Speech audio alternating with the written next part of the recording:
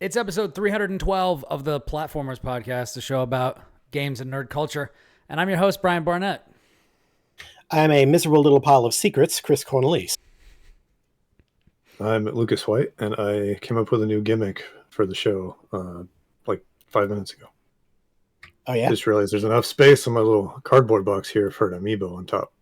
So I thought maybe I'll put a different Amiibo there every week. Nice. Yeah, I dig it. I figured that was topical. Entertain myself. I figured that choice was topical given what we'll be talking about. So, yep. Good old Richter Belmont this time. One of the cooler Belmont. Oh, yeah. Only because they never gave us a game where we actually get to play as Julius Belmont and kill Dracula for real. True. Son of a bitch. But Richter is the best and the worst Belmont at the same time, which I appreciate. It's true. I was going to say, Lucas, I was really hoping you wouldn't put that beanie on before we started the show and just keep your keep your hair down in front of your eyes, because I was gonna say you look like Luckass, like your name is Luckass, like you just one of those off-brand RPG characters like Jarnathan or whatever. Anyways, you are one of the extra characters in Suikoden or something. Yeah. Also, but I got distracted because former guest host and friend of the show, Cam Hawkins, just DM'd me on Twitter and says, "Why are you not starting Trails in the Sky? It's a perfect Steam Deck game." And I'm like, well, I don't have it. He makes an excellent point. But he's right. It's true. Cam and I disagree on many things, but he's right about that.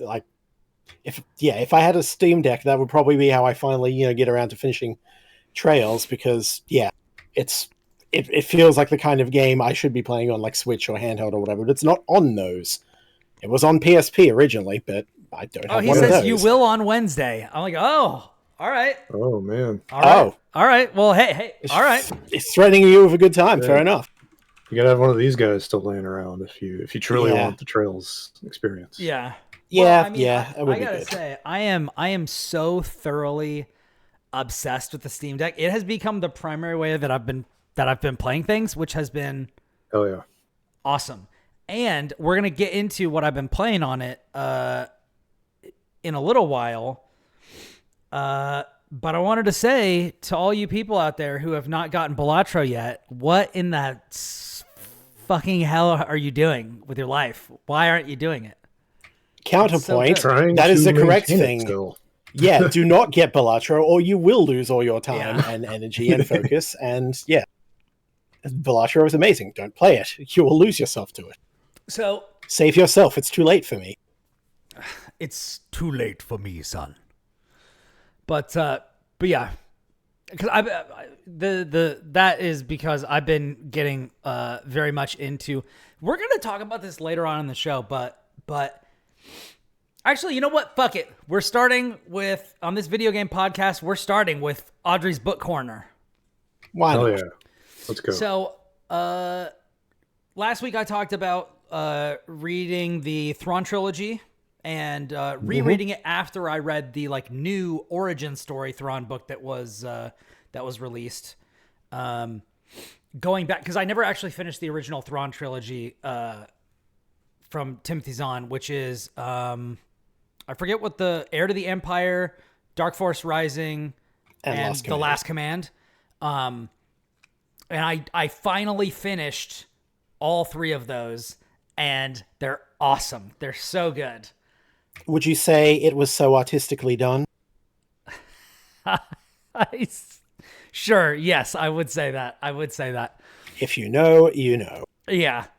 But what I read after that was I finished the Darth Bane trilogy by Drew Karpyshyn. Yep. And that shit is, in my opinion, maybe even better. Interesting. It is the end of it. It's like the ending of Inception, where it's you can. I think a certain thing happened. Leave it to interpretation, but yours is arguably as valid. I don't know how up for interpretation people perceive it to be. I haven't looked. I'm going to look. like online and kind of figure out like what people think happened. I feel like they're cheating towards a particular thing happened that would be exciting, but also I've gotten to the point where like I'm like, I want to read like an entire series, like a extended series about these characters and like, you know, what happens with their apprentices and, you know, like, you know, how does this, like, I want to read like this history. Like it's so good. Now, the good news about Star Wars, both its blessing and curse, is that every single meticulous detail and character probably has something written about them. Actually, you know what? I'm gonna look up. I'm gonna look was up. there a bit part for them in one of the movies? Guess what? There's a novel series about them. They're in there for a frame, and somebody wrote a book about those fuckers. I want to see. Let's see. Oh, interesting. Okay.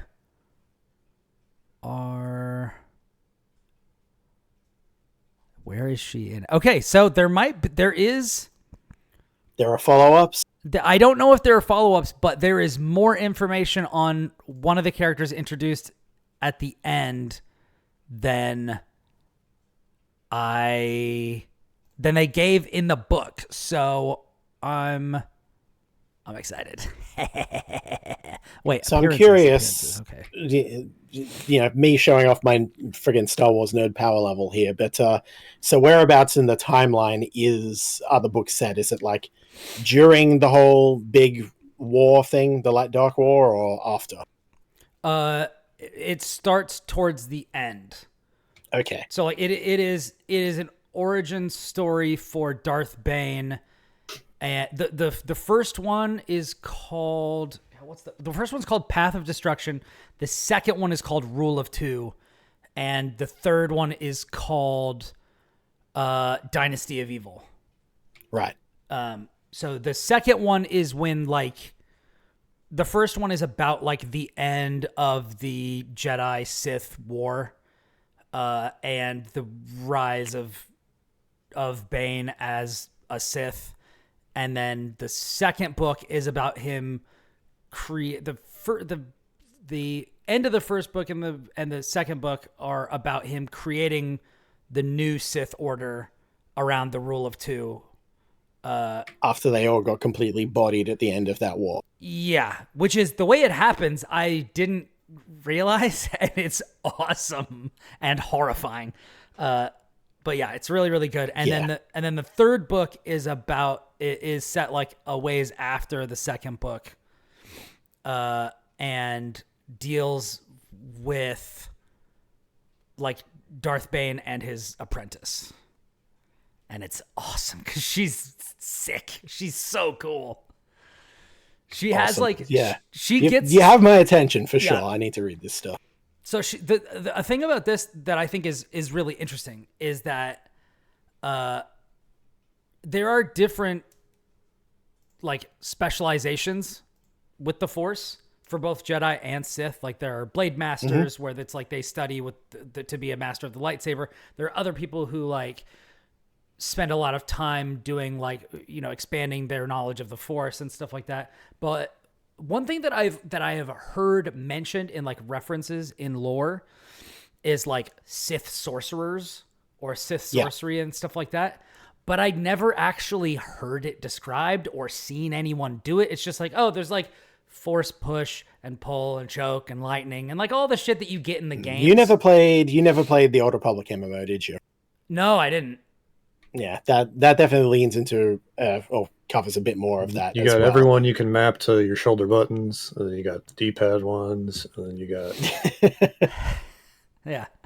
But anyways, so the apprentice that Darth Bane picks is a Sith sorceress, and the type of shit that she can do is like awesome.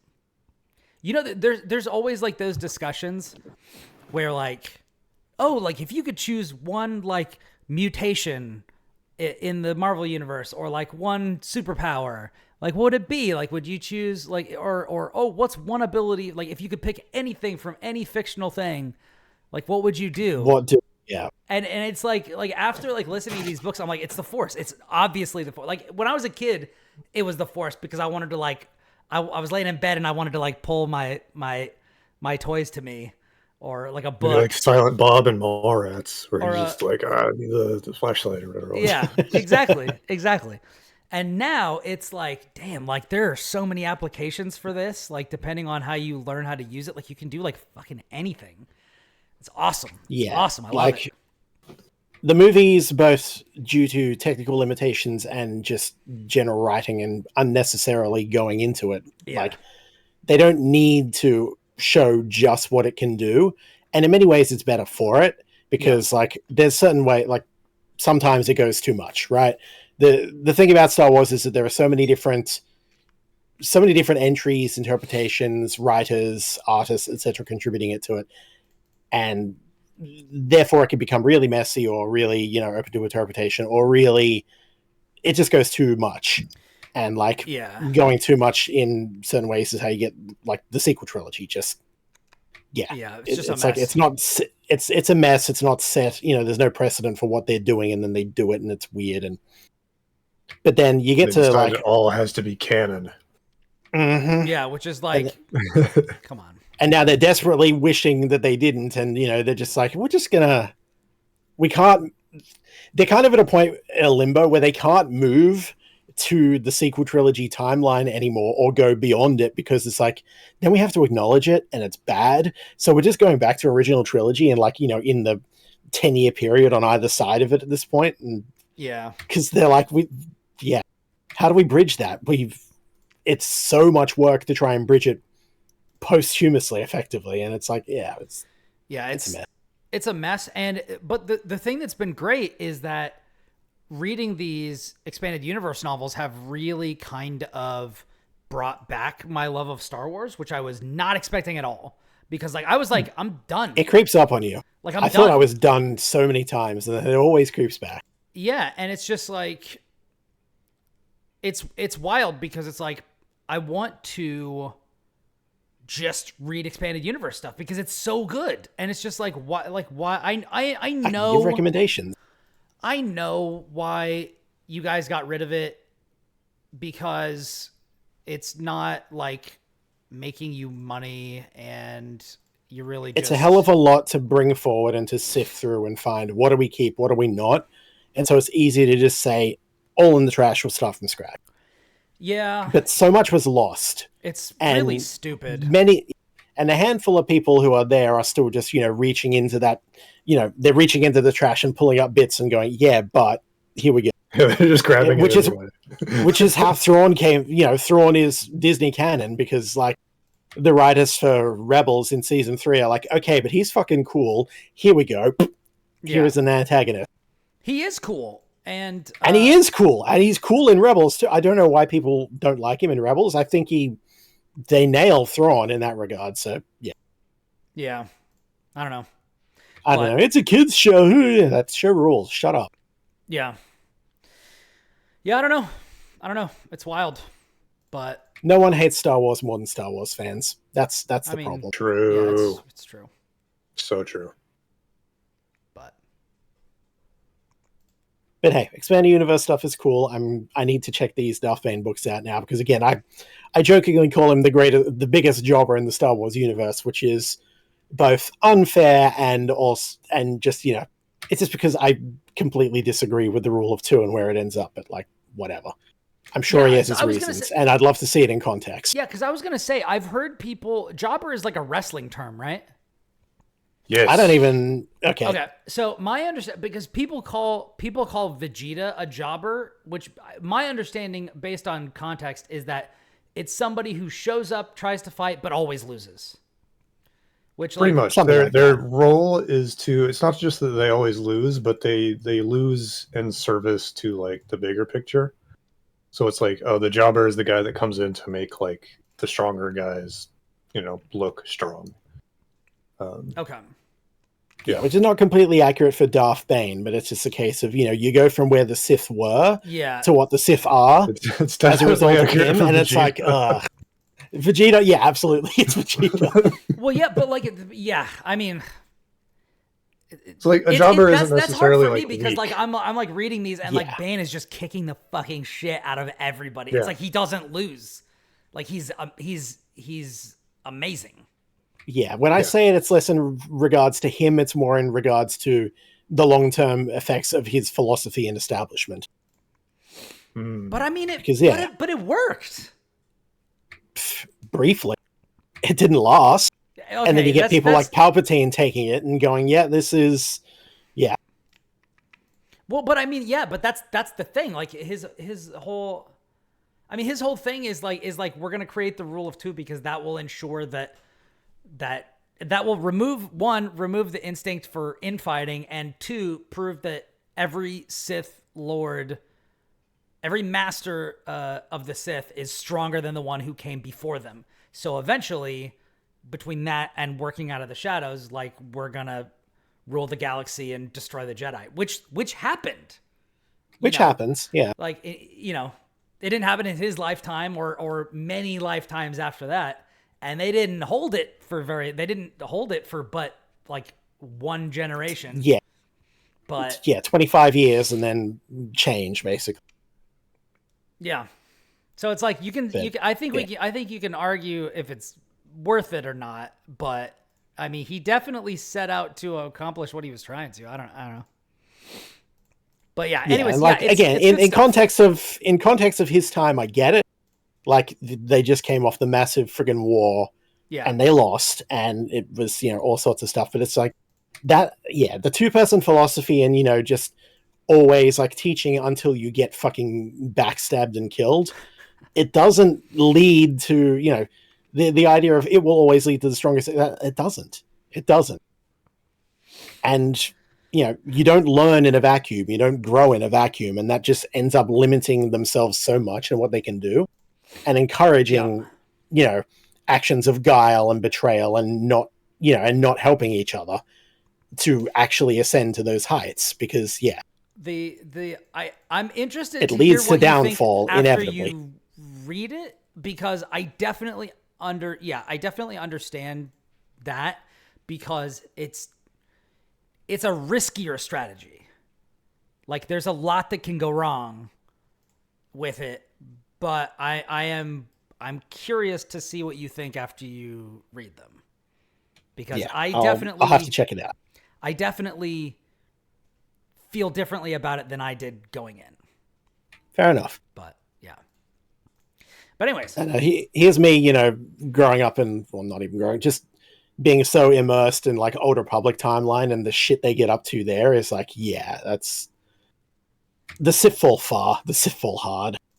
And it's just and I need to go back. None of your motherfuckers are as cool as Revan. I'm just saying. I was just about to say, like they know about Revan, and Revan is like Revan is a beast.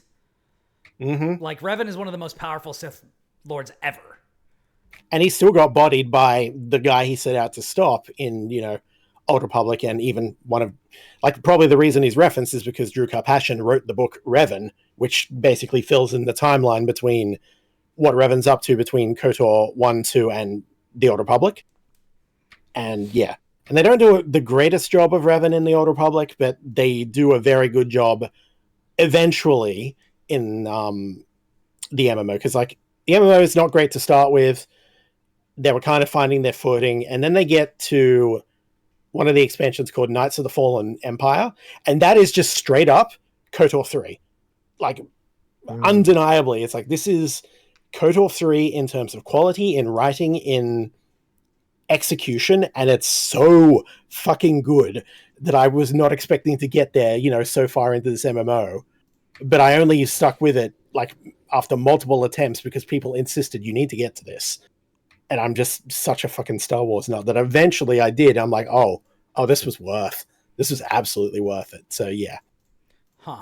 Okay. And that's not playable anymore, or is it? Oh, it's playable. Still playable. Okay. It's still up. It's still online. It's still getting updates. I don't know how quality or how extensive they are, but it is still doing so. Still trying. And it's free to play for the most part, although you may have to pay to get to the actual parts I'm referencing, because they're a couple of expansions deep. I'm not sure, but yeah, it's definitely worth checking out. And it kind of becomes more like it was criticized by some because it becomes less MMO like at that point and kind of becomes almost like single player story focused stuff with some MMO things on the side. Sort of like Final Fantasy 14, honestly, but even more so. Well, there you go. But I say it's worth because the MMO stuff wasn't great, but the story from Knights of the Fallen Empire onward really is. I'm like, yeah, this slaps. I just remember being really disappointed because they hired David Hayter, and he does the most like generic dude voice that they possibly could have had. Yeah. Just like, man, what a waste. Why would you do that? They got a lot of good voice actors in there, and some do better jobs than others. But yeah, wild. It was an ambitious game that was really just not executed well due to a whole number of factors, and eventually, they made something of it. But found its footing, got an audience that like supported it enough to keep it. Got its niche, and now that niche still supports and continues it to this day. It's not like it didn't get the massive rebuild and rebirth of something like FF14, of course, but it didn't need to. It's just chugging along away happily in the corner. So like Elder Scrolls Online. It exists. Yeah. Yep. But anyways, but that's Audrey's book corner. Year of the Locust continues to be good. Thrilling. Really good. Anyways, let's talk about games. Let's start talking about games 22 minutes into the show. Hell yeah. There's a reason we append and nerd culture to the title, and that's why. Exactly. It's true. So I am digging on the Steam Deck. I've been having a lot of fun. One of the things that I've been getting into is Talos Principle 2. Been playing a lot more of that. Right, yeah. It plays really, really well on this, and my daughter loves making the little white robot run around in the water. So hell yeah. That's been a lot of fun. Yeah. I'm really digging it. I'm like, every time they ask me a philosophical question, I'm like also posing it over to my wife, who actually, hold on. My wife is awesome because you guys probably recognize my Dodgers hat, but you might notice that there's like a little extra stuff on this Dodgers hat. Like it doesn't look like a standard Dodgers hat. Well, let me just go ahead and... If you can see that. Yeah. It says Lisan Al-Gaib. For those Dune fans out there.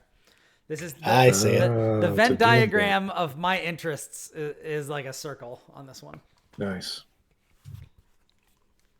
So I saw this. This was like on Twitter or something, and I like commented that I thought it was awesome. And it showed up at the house one day, and Audrey surprised me with it. So you'll be seeing really neat. You'll be seeing that. And also, I have a Man Who Has It All shirt on right now, which is another thing that my wife got me, which I love. It says male drummer. Which, if you're not following the Man Who Has It All, I mean, they don't post that much, but like they have posted some stuff that like back in the day that I was like, man, that's pretty good. But anyways, what do you get for the Man Who Has It All? A drum kit. A sweet fucking poncho. If you know, you know. But anyways, yeah, so I've been getting into that. I've been playing a little bit of Baldur's Gate 3 on Steam Deck. I cannot believe it runs well. That's wild to think about, but it runs like perfectly and it looks amazing. So one of my problems is that I have mods on PC, and so I can't play my save game on PC on Steam Deck because it won't load it because I don't have the mods on there, and I'm not sure how to get them on there, so I might just have to remove them. But I was messing with like party limit size and like bag organization and different stuff like that, which is like, it's all just like quality of life stuff. Yeah. So I'm not really sure what I'm going to do about that, but that is bonkers and I can't believe it. I wonder if it's just a case of... Go ahead. Oh yeah, I was just say I tried playing it on Steam Deck earlier on, which is probably a mistake at the time. At the time, Baldur's Gate 3. So I am curious to see what it looks and runs like now. Assuming just like default settings, whatever it maps to when it realizes you're playing on Steam Deck. Yeah. It was That's a little cool. choppy when it was loading up like the menu, but once I actually got into the game, like it was fine. Nice. The only difference is I'm used to playing with mouse and keyboard, and so it's a bit of an adjustment to go to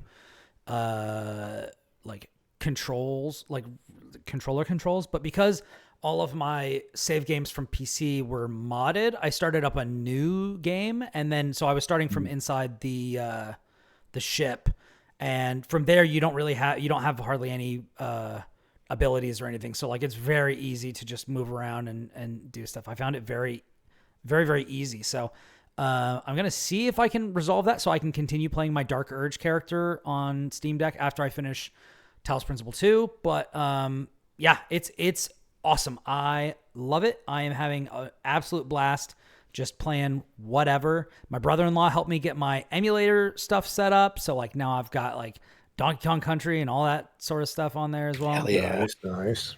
So I got to get like, I have like all my Super Nintendo stuff on there. I think I need to figure out, I may not have like imported them properly. So like, I got to figure out how to get them onto my actual like SD card, to get like the rest of my stuff, like PS1, PS2, like all these sorts of things on there so that I can actually play like the real Final Fantasy X and not just the remastered nonsense that looks like trash. But, Right. anyways. I don't mind how it looks. I hate how it sounds. I do not like the remastered soundtrack. Yeah. But anyways, yeah, that was me. I know we all played something. I'm not sure if we want to talk about that now or if we want to talk about that later. I'm gonna throw it to Kris, and you can take it in whatever direction you want. Well, I may as well touch on something first before we talk about that game. But so segueing from Baldur's Gate 3, and speaking of Amelia Tyler's lovely voice lording it over me, I've been playing Hades 2. So that just entered early access for those of us who weren't, blessed with early preview copies. Lucas, looking at you, was jealous.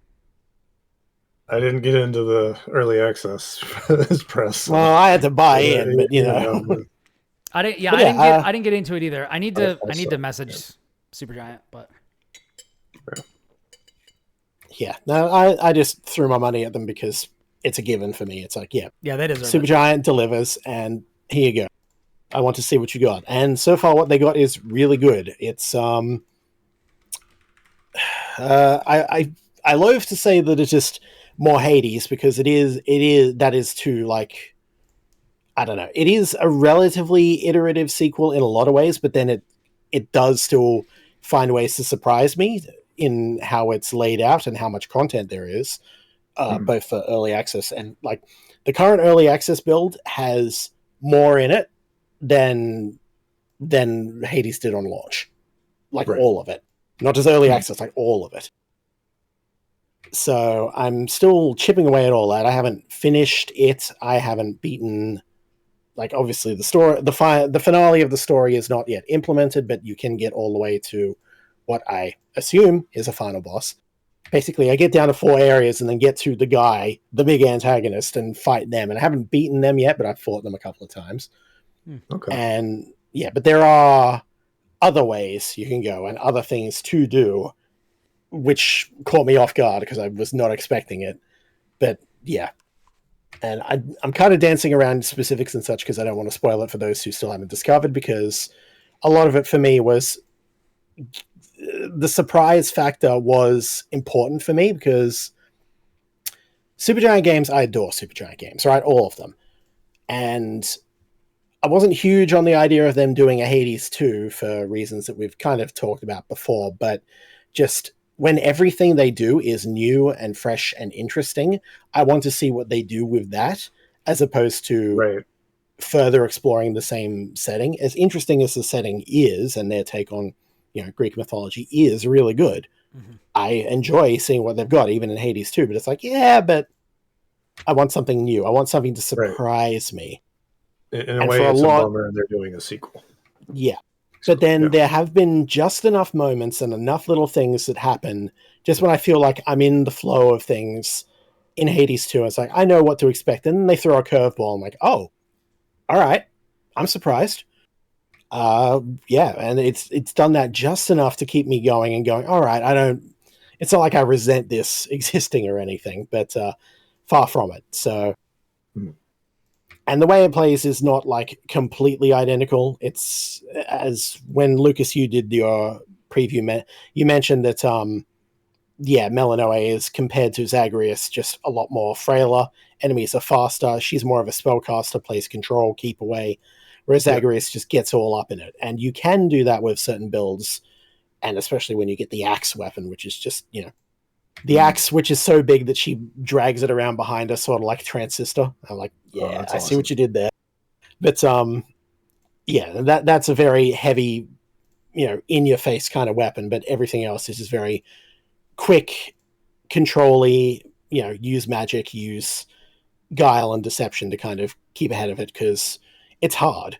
It's actually much harder than the original.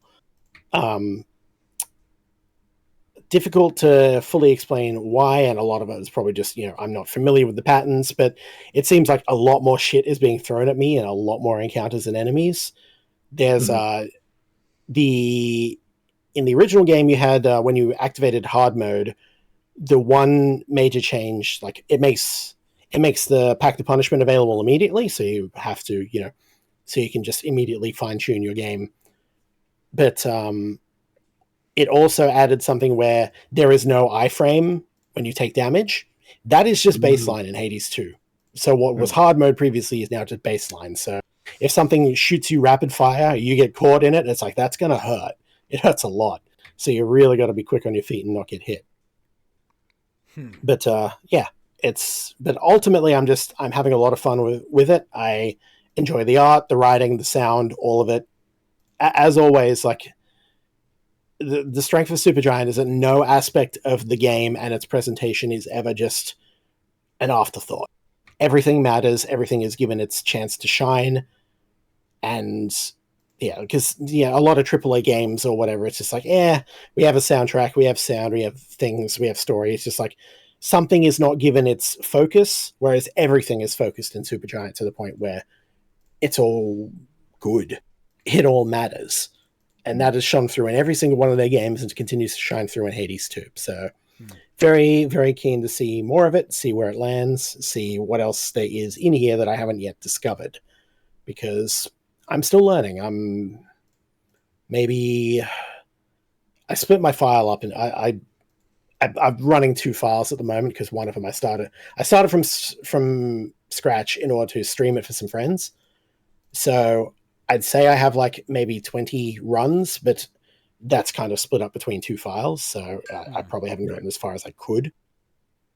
But it's great. It's different enough to justify its existence, and I want to see what they've got cooking. And they just put a post up like today talking about their plans for future patch balance, etc., and how they want to hear back from you. Typical stuff, but like the early access period for the original Hades was very good. They did listen to the community. They added things that the community featured, and even they even spotlighted it in their change notes, which is always good. They had like a little icon. It's like, this was suggested by the community. I'm like, oh, that's cool. Nice. Respect that. So I'm very curious to see how they go with this, but so far Supergiant be Supergiant, and the worst Supergiant game is better than several of your favorite games, to borrow one of Will's favorite sayings. It's true. Nice.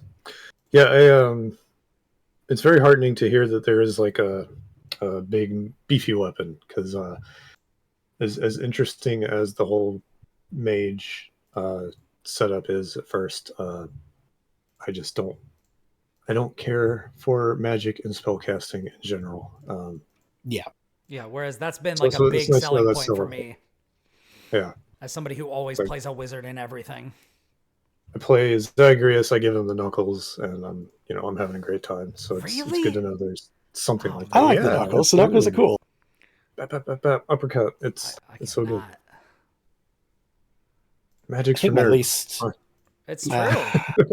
It is true. Yeah. What did we just say? Nerd culture. That's us. That's what we do. Yeah. But no, there's to list the weapon. Like I think there's only 5 currently. They've said they'll be adding at least one more. I haven't unlocked the aspect system, which changes because all the weapons in Hades had different aspects, which would change certain parameters of them, and some would change it like dramatically. But I've got the 5 weapons, and you start with the staff.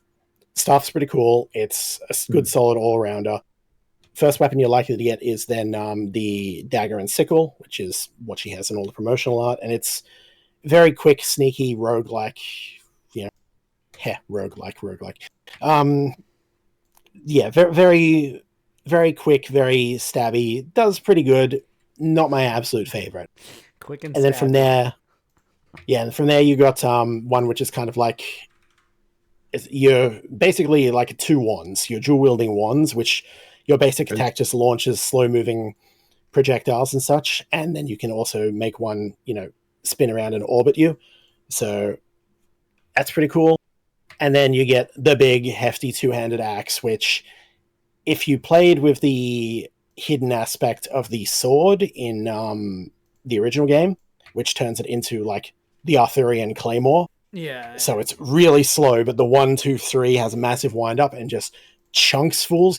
That's the axe. It's that. Oh yeah. Interesting. But Okay. just that baseline. So it's so I guess it's heavy and it does stupid damage. So it kind of makes you like the Minotaur. Kind of. Again, the closest comparison I have is you're basically Zagreus with the sword aspect. So I was just thinking that was one of the things that I like remembered. That's true. I suppose now that you mention it, yeah, it kind of does have that, because you got the 3-hit combo. Yeah. The Minotaur has the 3-hit combo. So yeah, it's kind of like that. And then the last one is the one I've spent the least time with, and it's also the fucking weirdest. It's weirder than the gun? The closest analog would be the gun, but it's... I suppose, imagine if the gun was a grenade launcher, and you had to pick up all its shots like the casts you do in the original.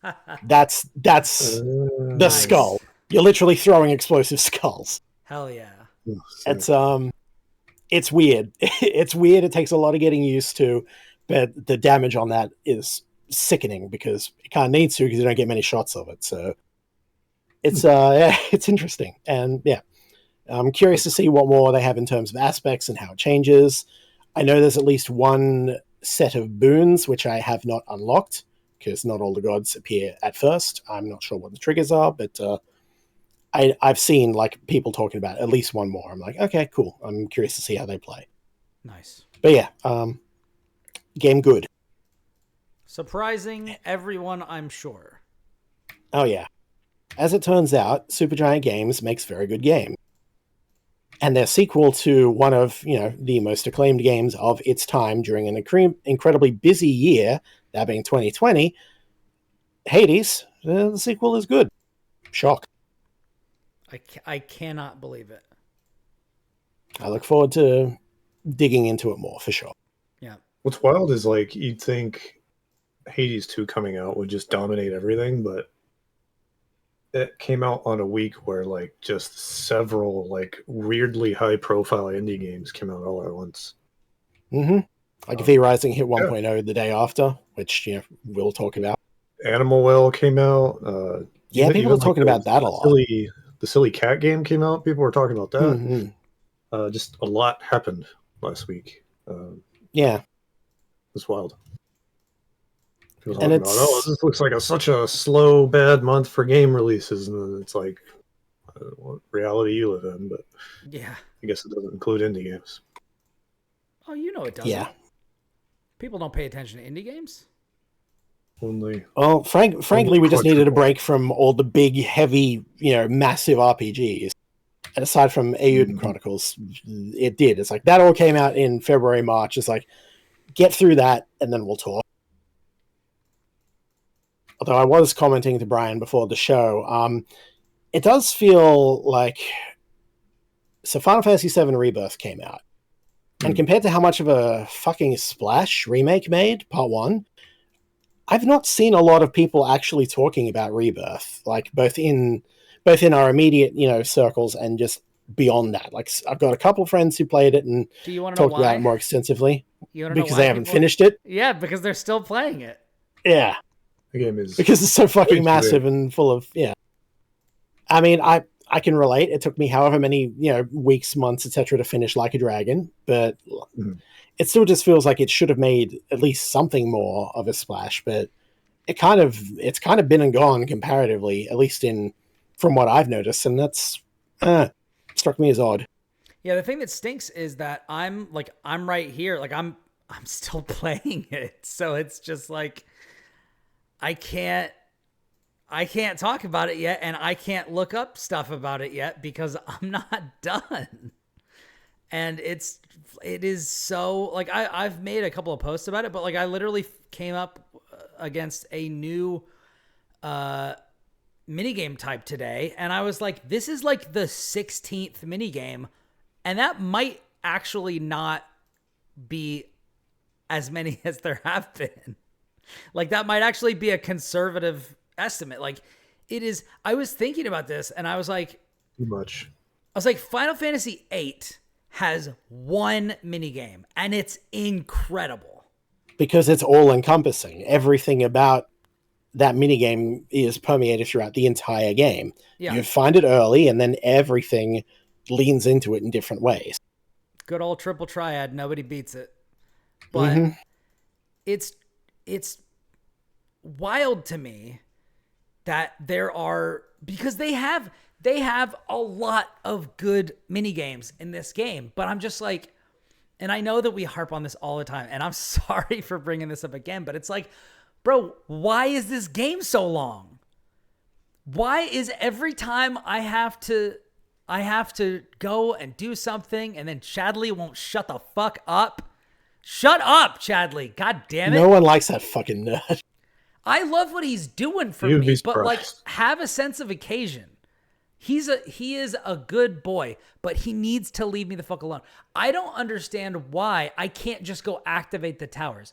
Why can't I just go look at these life springs? Why do you have to call me? Don't call me. I want an option to put on Do Not Disturb on my little pistol phone. Like, The game has such a weird cadence to it.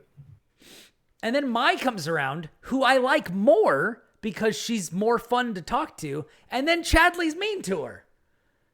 I know. And then it's like, He just dumps on her the whole time. why are you being, I'm trying to, Chadley's a Mai's- red pillar. That's the problem.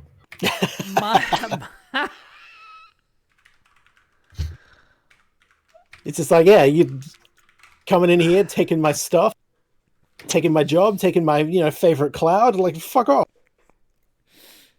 Mai is cute and nice, and she cares about me, and she wants to talk, and I want to talk to her. Get the fuck out of here, Chadley. What are you doing? He's just jealous. She's cool. That's all it is. Chadley, you are just jealous because you're never going to be as cool as Mai. It's true. But yeah, I do find it interesting nonetheless that there hasn't been a huge amount of discourse around FF7 Rebirth, not as much as I was expecting. Because and maybe that's wrong. Maybe I'm just looking in the wrong places. Maybe I just don't have enough people who in my immediate vicinity who play it on PS5 or anything. But it's like, I don't know. Just compared to the impact Remake had, this one has kind of been and gone relatively. Yeah. But as you say, a Really? lot of people are still just chipping away at it because it is like the Like a Dragon of Final Fantasies. I'm like 73 hours in. Yeah. And I'm at Good like, for I that. just got past the Cosmo Canyon area. And one thing that shocked me about this game is how I expect mild expectation spoilers for Final Fantasy VII Rebirth. After the ending of Final Fantasy VII Remake, I expected 2 to be way different from the middle section of the original game. And it's not. It's Nope. like almost entirely the same. And It's It the could be same anything they story chose beats to with be just insane. more stuff. They add more stuff. There are more characters in it. There are elements that are different, or there are things that are kind of like expanded upon. Yeah. There are like almost literally like 3 things that are different, and they're so minuscule that I'm just like, what are we? Because 1 is more different from the original than 2 Despite is. the fact that it, whenever it tries to be different, the plot ghosts come in. It's like that's another thing. It's like, yeah, that game, we figured out something was up early on because of all that, but it was still managing to be different even within the bounds of just expanding on what was there originally. Yeah. And and I'm hearing that there's a lot less of that in most of Rebirth. Things do pick up towards the end apparently, but who knows? It's a lot of dead air that's full of video game stuff. I was gonna say the ways in which it is expanded are mostly to include more fucking video like mini games. Because it's like on the ship, on the ship to the Corel region when you go to the Costa del Sol. When you fight Genova and such, yeah. Right, when you fight Genova, right? In the original game, you are hiding in there, you go to sleep, there's a thing, you run back, you fight this. You do that in this game too, but before that, you have to fight like a fucking 10 part like mini game tournament. And it's like, card game, baby. Bro, what? Like, yeah, the card game is good, but it's also a collectible card game that you have to buy and do side quests to get stuff for. That's way more involved than any of the card games previous. Yeah. And also, that is one of like 20 mini games in this game. And it's like, I understand that they are there in the Golden Saucer. Like, and that makes sense. If you want to have more mini games in this game than in other Final Fantasy games because of the Golden Saucer, totally fine with that. That makes perfect sense. You're going to a giant arcade. It's totally fine. Makes perfect sense. You have Chocobo Racing, you have Queen's Blood, but then you also, in each of the things that happen around the world maps, you also have mini games that are attached to each of the proto relics, which you then have to do like 4 times. And then you have like individual quests, which will introduce new things. Sometimes you have to do a mini game just to get a basic thing. So like you used to be able to just go to the Chocobo farm, pay money, rent Chocobos. Now you can't do that anymore. Now you have to find a person. Oh, they're missing. The Chocobo farmer is missing. You have to go find them. So then you go find them. You bring them back. Oh, now we're missing the greens that we need to feed and nurse our Chocobo back to health. Okay, we got to do that. Okay, now you actually have to go catch the Chocobo in the wild, and you have to do this like push and pull thing where every push and every pull takes a fucking eternity. And then you are going all around, and if you're seen, you have to start all over again. And it's just like, bro, let me play the goddamn game. Like, the combat in this game is some of the best RPG, like, action combat I've ever played. Like, I said this on Twitter, but, like, this Final Fantasy VII Rebirth, specifically, combat is what I wanted from Kingdom Hearts 3. Like, this is what I wanted. I wanted to take all the dumb, badly written Disney shoehorned shit and just push it out of the game and play the fucking Square Enix weird shit like Hollow Bastion, original story stuff with that action combat. That's like half real time, jumping around, Devil May Cry slashing shit, and half like menu move selection. And that's what this game is. And it's awesome. And I love it. And I wish it would stop getting in its own way and just let me do the thing. Now, on the other hand, I am like 100% completing every area as I move from place to place because the gameplay is really fun. And having more excuses to play more, to do more fights, to do like the challenging fiend stuff, to do like the VR missions where you fight bosses and summons and all that sort of stuff. That shit's cool. But it's bogged down in, and this is another thing I talked about on Twitter, like why is every animation taking like twice as long as it should? Like, the Red Dead Redemption 2 problem. And you can't pause. Like you'll be like, okay, I'm going to, this tiny little baby chocobo wants me to repair this chocobo stop. Why doesn't the chocobo know where it is? Well, it's because the sign got knocked over. It's fucking stupid. But Cloud just leans it back up and then, it's great again. But that animation, you have to hold triangle. He goes forever, and he lifts it up. Bro, you are carrying a giant slab of metal. You could lift this up instantly with one finger. Like, don't give me that shit. While also bench pressing Aerith in the other arm, you know? Yeah, exactly. It takes him forever to lift it up. It takes you forever to just hold down the button to get him to lift it up. And then afterwards, he like lightly touches the sign to like straighten it a little bit. And then you have to wait for a little plume of chocobo feathers to like come down. And then he catches that. And then he like slowly puts his arms down at his side and then like wait a half second more. And then you can have access to the menu again. And it's like that should have been a single button press. He flips it up and then we're golden. Like why is it taking so long to do everything? He's got video game disease. It does. And the problem, when I fully review it, unless it just like totally biffs the landing, which I don't expect, but who knows? I've heard people say that the ending is like crazy. Or I don't know if they said it was crazy, but people have responded strongly to the ending. So yeah. I don't know in what direction. So, because I've been staying and I responded to the ending of Remake Part 1 differently than most, because I'm just like, no, too much. So I don't know, but right now, the way that I would talk about this game is it's a really great game that I have a lot of problems with. And I think that's basically the best way I can put it. Like, this game has tons of problems, but also I love it.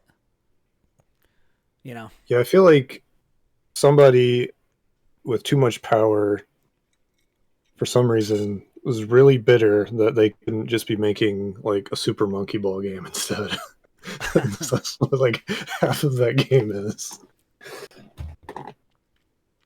Yeah, no one said no or edited the process, and so everyone got to throw in whatever they think. And I mean, like, the original FF7 did have a lot of weird stuff in the side, did have a lot in the margins, and in that part of the game in particular, there was a lot of little things that went on, and often there were even, like, little mini-games and vignettes or whatever, but they were, like, one-off. You would do it once, and that's it. Oh, my God. Here they made fucking tournaments about it. I just remembered. I wonder if there's a snowboarding minigame in this game. Oh, you know there is. Oh, man. Because I just remembered the snowboarding one in the original. Yeah, that's the thing. You would have them one-offs. Yeah. And they were neat and they were cool, and you didn't have to worry about them again. It was something to just break it up so you weren't just going walk, random battle, cutscene, walk, random battle. Yeah, to your point, Kris, it's like the whole minecart section. Or minecart, is that accurate? Train, whatever the fuck. And in the original game, it was like, here's this part where you manipulate the tracks for a little bit, and then you go through and you get items maybe. And then Rebirth is like, takes so long to get through that whole section. Well, and there's an entire like story about Aerith in that section. Yeah, like a really good, like an interesting story about like shit. Like Aerith has been here before. Like, you know, she has like some sort of relationship with these ghosts or whatever. Mm-hmm. And it's like, I don't know. Like, I still remember that moment. Like, I was working on the IGN guide, and I like one of the photos was just like little girl Aerith sitting down like on her knees with like the ghosts swirling around. It's like, there are cool images from there, but like, just move the fucking shits around and go. Like, it's, you know, I don't know. It's wild. I feel the expansion of things that weren't there and just fleshing it out more worked better in Midgar because it was a shorter bit of time in the original FF7. Yeah. So they turned, a 5 to 10 hour experience in the original into a full 40-hour game, and that might be extensive, but like there's very little wasted, I suppose, in Remake. Like all of it eventually, it doesn't take too long to always get to its purpose of why it is fleshed out, and the rewards for that are usually these characters, places, or whatever are so much more real, so much more realized than they were. The Avalanche members aren't just, a handful of lines and shitty stuff. There's characters there. They have their moments and motivations and growths and all that stuff. It's great. I feel then that the middle part of Final Fantasy VII Original then it doesn't benefit as much from the expansion of it in the exact same way, because a lot of it is just filler and distractions and things to do to kind of separate the grim, dark, grungy Midgar, and then just, by the way, the rest of the world is cool. Here's what you're actually fighting to protect. Wow, here is the effects of Shinra on it. Don't let this be lost, etc. Also, chasing after Sephiroth / Genova / whatever. Yeah. I don't think a lot of it's good and makes sense. Oh, yeah, I was just gonna say, a lot of it's good and makes sense because it's like, okay, well, here's Yuffie, and she's like the missable secret character in the original. Now she's got to be integrated in the story, and she's a lot of fun. She adds a lot to the moments she's in. But then it's like, that's expansion, and then now you're in Costa del Sol, and you have to go through another 50 mini games just to get the plot moving forward, and it's just like, you're just dumping a toy box over your whole game, and it's making it devalues the actual toy box scene when you get to the gold saucer. And it's just and I'm not sure if other characters are going to get more service later, but then there's other characters where it's like, either you're introducing this character in a very honestly in a very Star Wars way of remember this guy? Huh? Remember this guy? But then I know what that is. They don't really do. I clapped when I saw the thing I like. Yeah, but they didn't really do anything with it. And I'm like, okay, so are you going to do something more with this in the next game? Is it going to become, something else? I don't know, but yeah. There are a few cool elements. There was a character that showed up that I was like, oh shit, it's this character. And it did have lore implications for some stuff, and I was like, oh, okay. But then there's other sections where it's just they're giving me way more of stuff that I'm not asking for, and the stuff that I actually want more of, they're not giving me. Yeah, because it's 100%. Which I will say this because it's literally the loading screen. So, that Zack is in this game. Because he's literally, when you load up the game, it is Cloud and Sephiroth and Zack. The sections that have Zack in it, they give you, nothing. They give you, the tiniest tidbits. I've been playing this game for 73 hours, and I've spent, a tiny pittance of time with Zack. And I want more. Every time it's what's going on with Zack? Ooh. Yeah, it's very on the nose about it being. It's literally just 5 or 10 minutes, and then it's over. They're drip feeding it to you, so you don't forget that he was there 100 hours ago at the start. Let's go. All right. Yeah, and I don't know. Like I said before, it's a game that I really am. I'm really, really enjoying. I'm definitely going to finish it, but I have so many problems with it. I would have finished it by now, but it's every time it's okay, I got a big chunk of work to do, so I got to step away. And then when I come back, it's I'm not finding the motivation to jump back on it. Yeah, which is very surprising. For me, it's not. There's one story thing that I'm, or one or two story things that I'm really curious about. It basically is just how good the gameplay feels. That's it. And that's the only reason why I'm not just mainlining the story is you'll get to a new area and it's okay, you can unlock a new summon. And it's well, I definitely want to do that because these summons are sick, and I want to, learn all the new abilities with my characters and get them set up with sweet materia and just make the combat sing. I just started doing a bunch of optional stuff, like setting up like the quick commands and doing like the I realized that there's a difference. There's like synergy attacks that need to be like unlocked to be activated per battle. But then there's also like synergy attacks that you can just do whenever. And I wasn't really using that or the quick attacks. And so I like customized every character based off of like a certain attacks that I like use all the time. And once I started doing that and then using those shortcuts, like it really started to sing for me even more. And it's just like, I just want to play this combat. Like it's awesome. So on that token, it's like, I do want to just play this for as long as I can. But on the other hand, it's just like, but man, there's so much fat on this that you could have trimmed. You got to play a lot of extra stuff in order to get to the stuff you do want to play. Yeah. You're making it really hard for me to like you. It shouldn't be this hard. Yeah. Or it's more like, it's more like you're going out with somebody and they're absolutely beautiful and they're really graceful, but their shoes are untied and they keep tripping on them and they refuse to tie them. And you've told them, I really like, if you just tied your shoes, you'd be totally fine, but they won't do it. And they just keep falling all over themselves on the date. She's a 10, but she slips on every banana peel on the ground. Yes. Just the scene from the banana peels. And the scene with Sideshow Bob from The Simpsons, where it's just a field of rakes and he just keeps stepping on all of them. Yeah, and it's like that's it. It's like, babe, I love you, but you really need to watch where you're going. Like, come on. Jesus. Final Fantasy VII Rebirth, everybody. Final Fantasy VII Rebirth, the clumsy 10.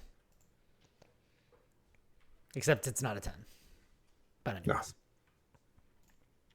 No. All right, that's enough out of me for now. I almost said Leo. Your name is not fucking Leo.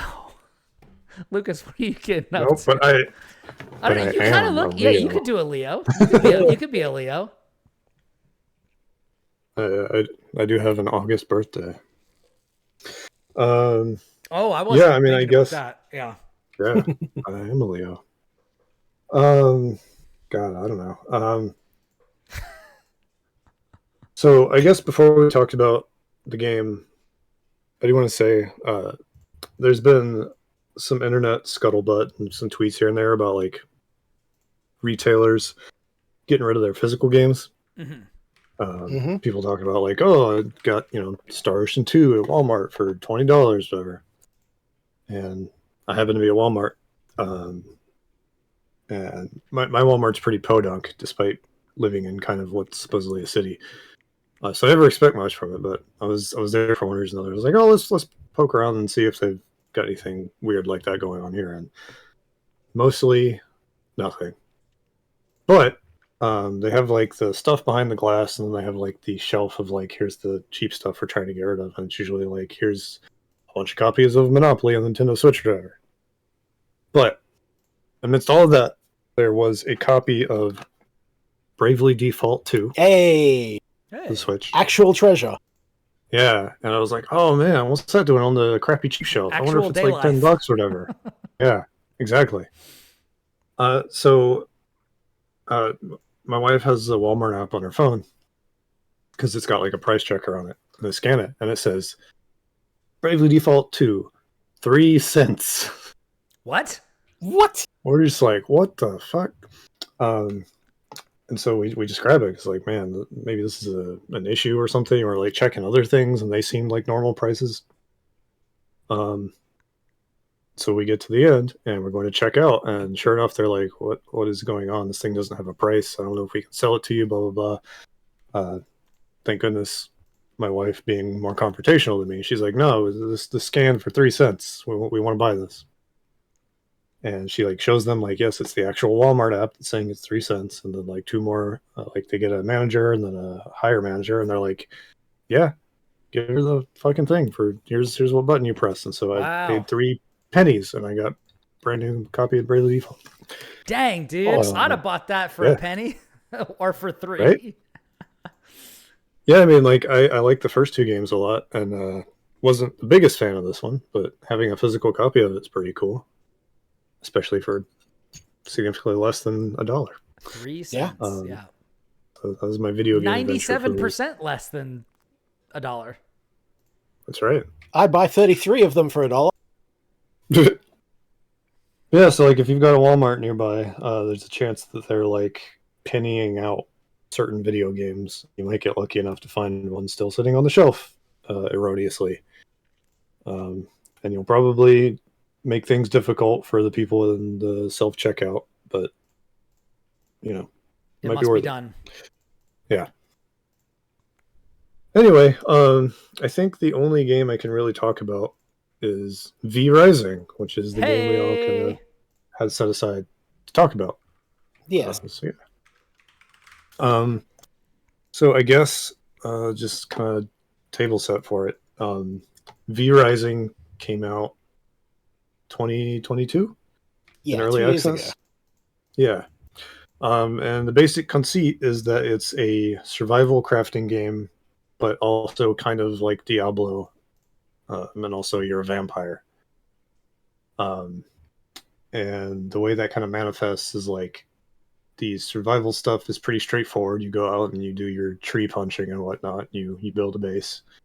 But like the 2 major gimmicks, I would say, is like the sun will kill you, and it will kill you very fast. Quickly.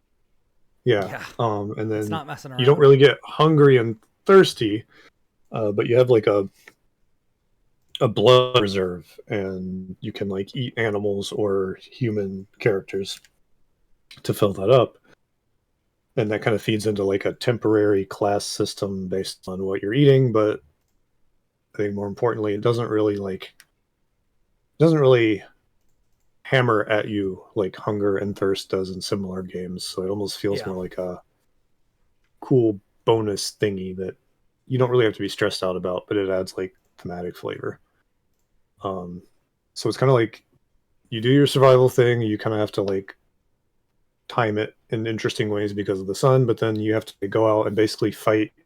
There's like a giant tree of bosses, and every boss you fight, it will give you like significant unlocks, whether it's like a point for your spell tree or like some new recipe or device that will let you craft a new tier of stuff.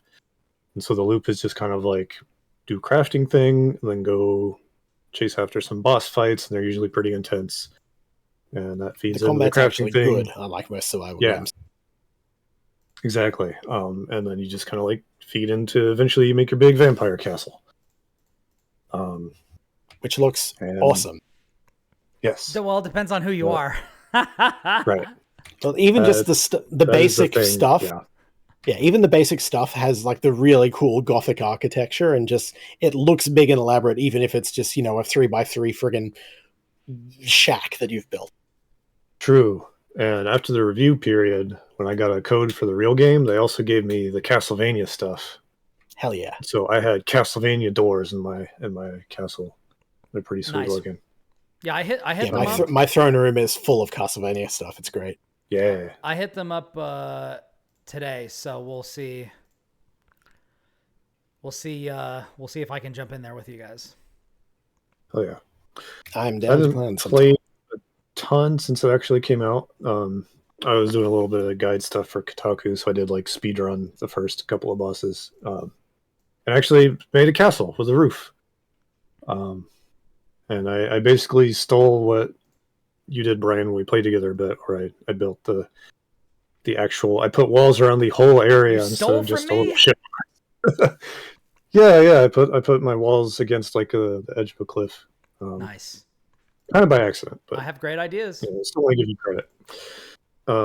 Yeah, so I guess the main talking point here is like we played together, and I kind of like kept picking your brain because like I don't really like this type of game very much, and I'm just curious about people who do, what kind of like gets them going in their lizard brain or whatever.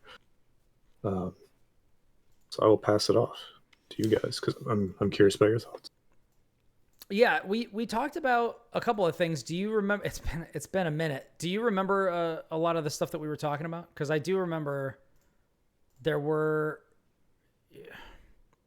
One of the things that I was talking about is like the way that the crafting system. But it was you and me and Will on voice chat, and I don't really remember what I was trying to say. I mean, it was a bunch of different stuff. It was basically like We talked about a lot of stuff, yeah. Yeah, it was like you were just kind of enjoying the vibe of it, and Will was talking about a lot of how like the UI has a lot of information baked into it that's really helpful. And then I think it was just like kind of the general appeal of like what draws you to, like actually like putting thought and effort into like the design of your base and just really just like the things about it you enjoy. Because one of the things I mentioned on my end is like it doesn't come to me organically to think about the look and the design of my base. When I'm playing a game like this, I'm just like, I'm going to make a box to hold all my shit, and I don't really think about it beyond that. Function over form. Yeah, and that's a thing that I enjoyed about it, is that it made the game really easy to do a lot of those things without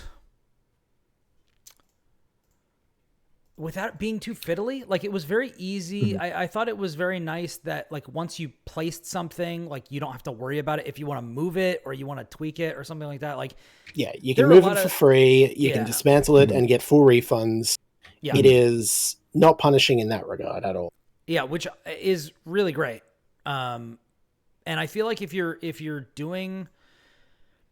making a game like this and you don't do that, you're introducing more friction than you need to, and particularly for games where they're going to ask more of your time, like this, having a satisfying... Oh yeah, this was another thing I was talking about. Having a satisfying gameplay loop, like, is good, and that is, I think, essential.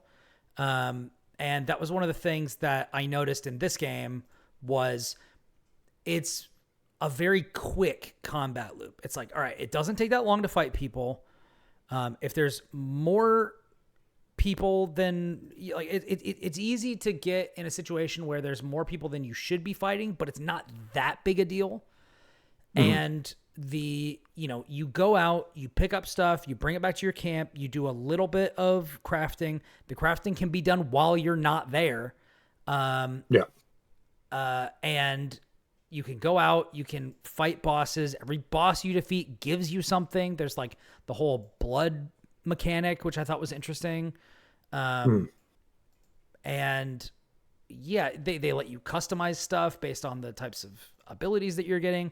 I thought it was really well done based on, obviously, like I'm not like some master of this game. Like, I haven't played that much of it because I only played the beta, and I feel like we played... Actually, hold on. Let me pull this up. That's why you brought me on.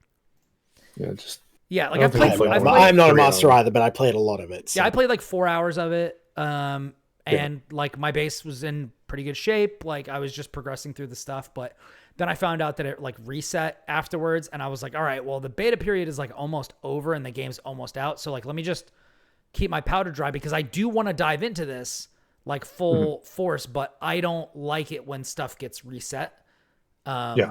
Afterwards, like, I don't want to dump a bunch of time into that unless I'm doing it for like a proper review, which is not what that was.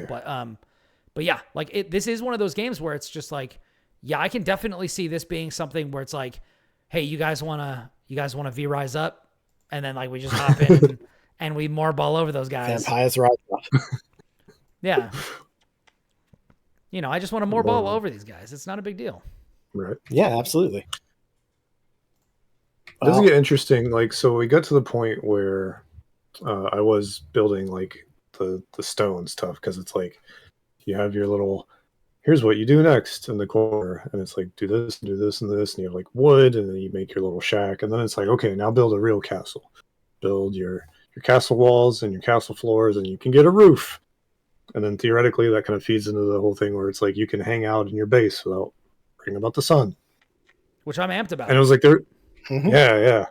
And there was this period where I was kind of complaining about like, man, it sure does take a long time for some of this stuff to craft because it's got like the automation and stuff. And in theory, it's like you're supposed to be able to like leave it and let it do its thing, where you go out, fight a boss, and come back, and blah blah blah. And I got to the point towards the end of like the I'll call it like the wood era, where that was happening. And then it was like, okay, now it's stone time. So I go out and fight my guy so I can make whetstone. So I build the grinder. And I put all my stone in there. And it just takes so long for this thing to do stone. And I would like go out and fight a boss, maybe 2, come back. And it was like, all right, I've got 20 stone. That's enough for 2 pieces of wall. Oh, hell yeah. Yeah. Damn it.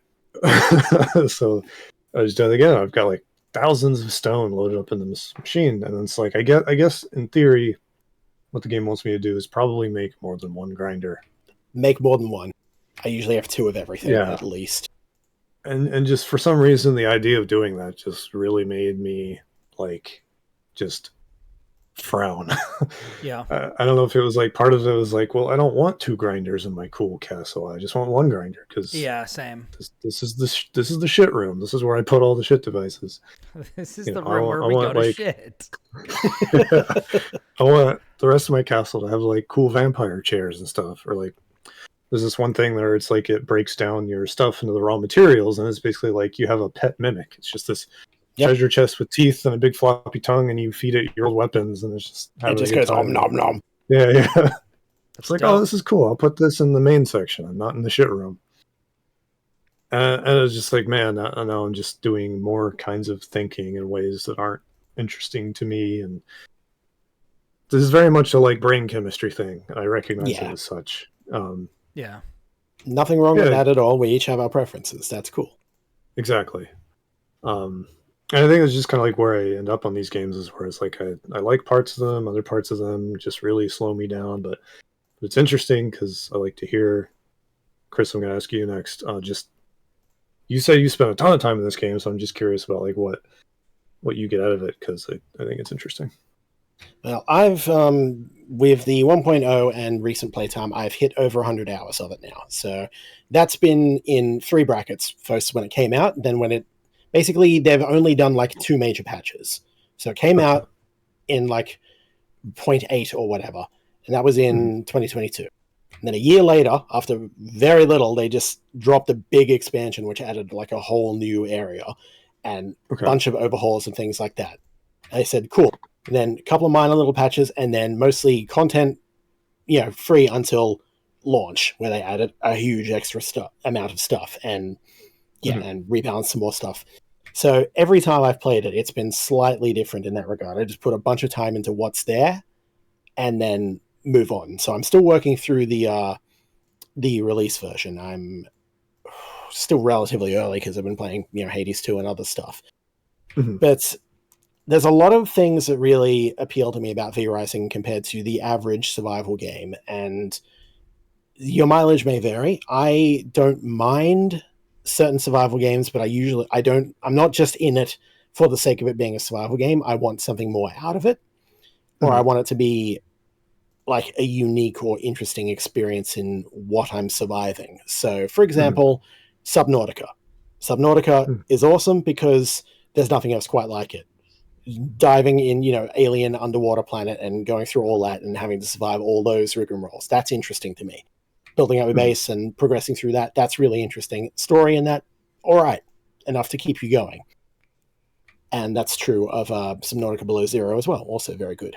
But the average game like Rust or whatever doesn't really appeal to me because I'm not hugely into the PvP aspect compared to a lot of people who are free to just, we go in, we build functional bases, we raid other people. If our base, if we lose or whatever, fine, we'll come back when it resets in a new server like a week or 2 later. And there's plenty of people who play games like Rust or Ark or things like that. That's not for me. And that's kind of why I like V-Rising, because it's not just like that. There is a lot more thought put into how this is. And I described it to my friend who I was playing it with, saying, this is the least survival game I've ever played. Yeah. And which I that's like. Yeah. Everything, as you said, a lot of the survival mechanics are just kind of simplified in ways that both thematically make sense and are interesting and come with their own gameplay caveats. Like, for example, you have the blood pool. You eat a person, that fills, and then that will slowly decline. You can drain it faster to heal yourself. So if you take a lot of damage in combat, you just find a spot, go through your blood reserves faster. But what you didn't touch on is the fact that each enemy has a particular blood type, which gives you bonuses, as you said, alluded to a class system. But the thing is, they also have blood purity. So there'll also be a percentage up there. So a deer might be like, it'll say creature, 3%. So when you get that, you get 3% pure blood. Your blood pool will look very murky and not great, and you'll only get 1 advantage or whatever. But there's 5 advantages for each class, and the more pure it is, the more powerful. So you go around and you see somebody who's like, oh, that guy is like 60% rogue. Great, that'll be really good. Or then you get the very rare, 90s or even 100%, and then it's like, I am super powerful for a while. So rather than, what I feel that is, it rewards you for engaging with the systems rather than punishes you. It's not something you have to monitor it, but for engaging in it, you receive a benefit as opposed to just, it is a punishment that you must endure, which is what a lot of hunger systems are. They don't add anything, they just punish you if you don't engage. Right. So that's at least part of it. And then a lot of it is, again, just the ease of which you can build up something that looks awesome and functions really well is very good. The crafting the grid base is slick, snappy, the interface functions, it gives you variety in what you can do and how you can decorate, but even just the base stuff looks really cool. And even if you just want to be super utilitarian, it's still going to look pretty decent. And it's done in such a way that I think it encourages you to explore the idea of actually building more, because there are certain upgrades you can get where it's like, okay, this floor type, this is forge flooring. So anything that you put in this room that is of the forge type gets a bonus in terms of building faster, costing less materials. And so it's like, well, cool, I'll set up a forge room in the castle, and then that will be its own little thing. But then I'll do that with the workshop and the alchemy. The shit room. Yeah, exactly, the shit room. but you're incentivized to build the specific shit rooms or whatever, and then before long, your base continues to sprawl and spread out, and before you even realize, it's like, this is kind of cool. And then from there, a lot of the decorative items are the resources that you use for them do not get in the way of you actually progressing. So that's another big thing. Like if you want to make a cool statue that uses like clay and stone in order to make a stone body, you'd never use this for crafting actual upgrades or gear. It's only if you want to engage with it, you can, and you won't be penalized. Making your cool castle does not drain resources from your general progression. And then the fact that so much of the crafting is just, fire and forget. It's like, yes, you set up these machines, you dump the resources in, then you go, cool. While you're doing that, I'm going to go do a gathering loop, or I'm going to go explore this way, or I'm going to track down a V-Blood, fight a boss, engage in the pretty cool combat, and then come back and I have more resources to do the next stage. And then that becomes a really good rhythm between just sitting there and building, and then going out and getting the resources, going out, progressing your power level, and then going back and rinse repeat. So I feel like it forms a really, really good loop in terms of how that's balanced. And so I just found all of it engaging. Like, I like the way it looks. I like the way it plays. I like building up my base of operations and having this really cool Gothic castle loaded down with, Castlevania references and such. Love that shit.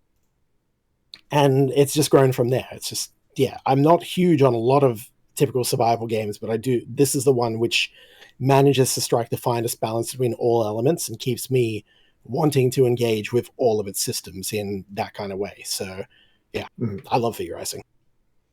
Hell yeah. And it helps that they added Simon Belmont, who just wanders the first area and fucking murks you if you wander too close. Oh my god, yeah, I didn't run into him yet. I was scared. But it's funny too, because like the other big thing is like the Castlevania stuff. It's like there's Simon Belmont who just wants to kill you. He's just a boss in the game. Yep. Yeah, and then there's like crafting stuff, so you can do like your there's different like floors, there's statues, paintings, doors. And then you can make your like Alucard cosplay, but like you can't do that until way later in the game. You have to do a whole bunch of other stuff, but then you can like make that's in so far away. It's area 2 of like 5. Yeah, so I just unlocked it now. Yeah, it's like level 40-ish is the boss to get the Taylor table or whatever. Yeah. It's cool. That's literally what I just did in my latest server. So. Oh yeah. Definitely, like a lot of the stuff you're saying makes sense, especially with like the way it's like the crafting stuff is not necessarily novel compared to crafting other games, but it is streamlined in a lot of ways that I don't think I was already thinking about. And then like the fact that like hunger doesn't like antagonize you constantly. So there's a lot of stuff you just don't have to think about compared to other crafting survival games where you're constantly having to think about. It's like the game is bullying you. Yeah. So that's definitely in V Rising's favor for sure. Yeah, and while the sun will kill you, everything casts a shadow. So you're usually just moving from shadow to shadow during the daytime and then going out on like big raids during the night. It's like, cool, don't have to worry about it. I'm gunning for this guy. Yeah. Well, that makes an interesting rhythm. Yeah, for sure. I think at one point it was cool too because I found like a mine or whatever. So I was just running around. I was like, oh, it's daytime, but I can just hang out in this mine and get a bunch of copper, fight people, and be safe. Yeah. The linchpin of it, I feel, is the combat, though, because, as I said, it has good combat, and most survival games do not have good combat. They're extremely utilitarian and functional, and just a case of get the resource to do the thing. Whereas here, this is from the guys who made Battlerite, and before that, Bloodline Champions, so they're all about that kind of active combat with lots of skill shots, customizable moveset. Like, you have... Yeah, so... Your moveset consists of both your weapon, which there's a couple of different types, and as you go up the tiers, they'll get 2 unique abilities for each weapon type, and more weapon types become available later on. And those are all unique. So, for example, your sword has a little whirlwind attack, so you just spin around and do things. Your axe will have a quick dash attack. If you land a hit, then you'll get quickened attack speed for like a second. Your mace has a big, heavy overhead, which can stun things. And then you have range weapons and things like that you can pick. And so there's variety in the weapons, and that's part of the moveset. But then there's also 5 or 6. I think it's 6 different spell trees, all of which have a selection of abilities, depending which you unlock by killing bosses. They'll give you access to a spell point for whatever tree there of that, and then a tier 1 or tier 2 or tier 3 ability, whatever. But then you have 3 ability slots and an ultimate, one of which is always like a dash move. You have like a dash, so you press space, you dodge, and then depending on the tree, it'll have extra effects. Like the default one is the blood tree, which is all about leeching and self-healing. So it's like your first hit immediately after you do that dodge gives you a chunk of life back. But other ones, it'll be like, your decoy, you leave a decoy behind, it explodes after a second, or things like that. And then you have 2 abilities which you can customize in any way you want. You can just go all in on skill shots. You can have just passive buffs and focus on your weapons. And then ultimate abilities, which are usually on like 2-minute cooldowns, but do giga damage. And every tree has some kind of status effect associated with it, which you can either lean in or you can spread out and vary it, or entirely up to you. But there's just enough in terms of customization and player moveset, and also what you can do in terms of like what stats you prioritize with the gear, because there's usually like a few options, all of which makes for pretty good combat. It's third person isometric kind of, but free camera, a lot of skill shots, lots of dodging, lots of movement and spatial awareness, and you never feel like you're too, like, unless you go against something that's really high level, you never feel underpowered. You always feel like a badass vampire that can just cleave through these foes, unless you just go into something way above your pay grade, in which case they are ready for you, and usually in ways that make sense. Like, yes, we have silver weapons, we have garlic cloves strung up all in these places. We build our areas open for good reason, because sunlight. it's it all just makes sense and is really engaging, I find, and I just have a lot of fun with it. It's funny, like the way the bosses are structured and laid out, mostly like fair and kind of makes sense as far as like distance away from like most places where you'd obviously build your first castle. But then it's like you'll just be going along and it's like, oh, here's just this random fucking level 30 something plant that bursts out of the ground and kills you on your way to the like fair boss. There are occasionally just real big hazards. Was a tree. Yeah, the fucking treants, man. Or the corpse piles, or the random golems. Yeah. You're telling me to build my baby castle here, and then you're going to put like a perimeter of horrible things around it. It's like, yes, we are. That's exactly what we're going to do. But here's the good thing about that, is that they're also hostile to most average enemies. So you'll have militia patrols or whatever, and they'll aggro the giant treant, and the tree will go beat them up. So you just wander around the road and then find a pile of loot and blood and stuff, and like, I'll take that. I know what happened here. Wave through the trees, you go past, and then fucking run. Emergent storytelling. Yeah. Any further thoughts on V Rising? I think hopefully, like, I'm at the point where it's like, all right, I reviewed the game.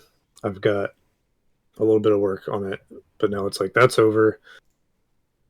Now I have to choose if this is a game I can bring, make time for, or if I want to make time for it, or do I just have naturally get pushed away from it? It's tough because, like, also trying to play Warframe and finally did back into that for the first time in weeks. I need to get back in. Protea Prime's out, and she's my favorite. Oh, I did the oh god, was it Arcwing? Is that what it's called? Yeah, I did that. The stuff like, oh shit. Stuffing, yeah, it's like, man, this game's like Zone of the Enders all of a sudden. That's kind of sick. Yeah. What genre is Warframe? Yes. Yeah. Got my first big taste of that. That was pretty cool. Yeah. I can sweeten the pot a little bit for V Rising for you in that when you set up a game or a server, it is heavily customizable, and there are sliders for just about everything in terms of cost, build time, crafting, or whatever. So if you don't want to engage with any of that, you just want to go fight bosses, you can just go, cool, I'll just make all the building free.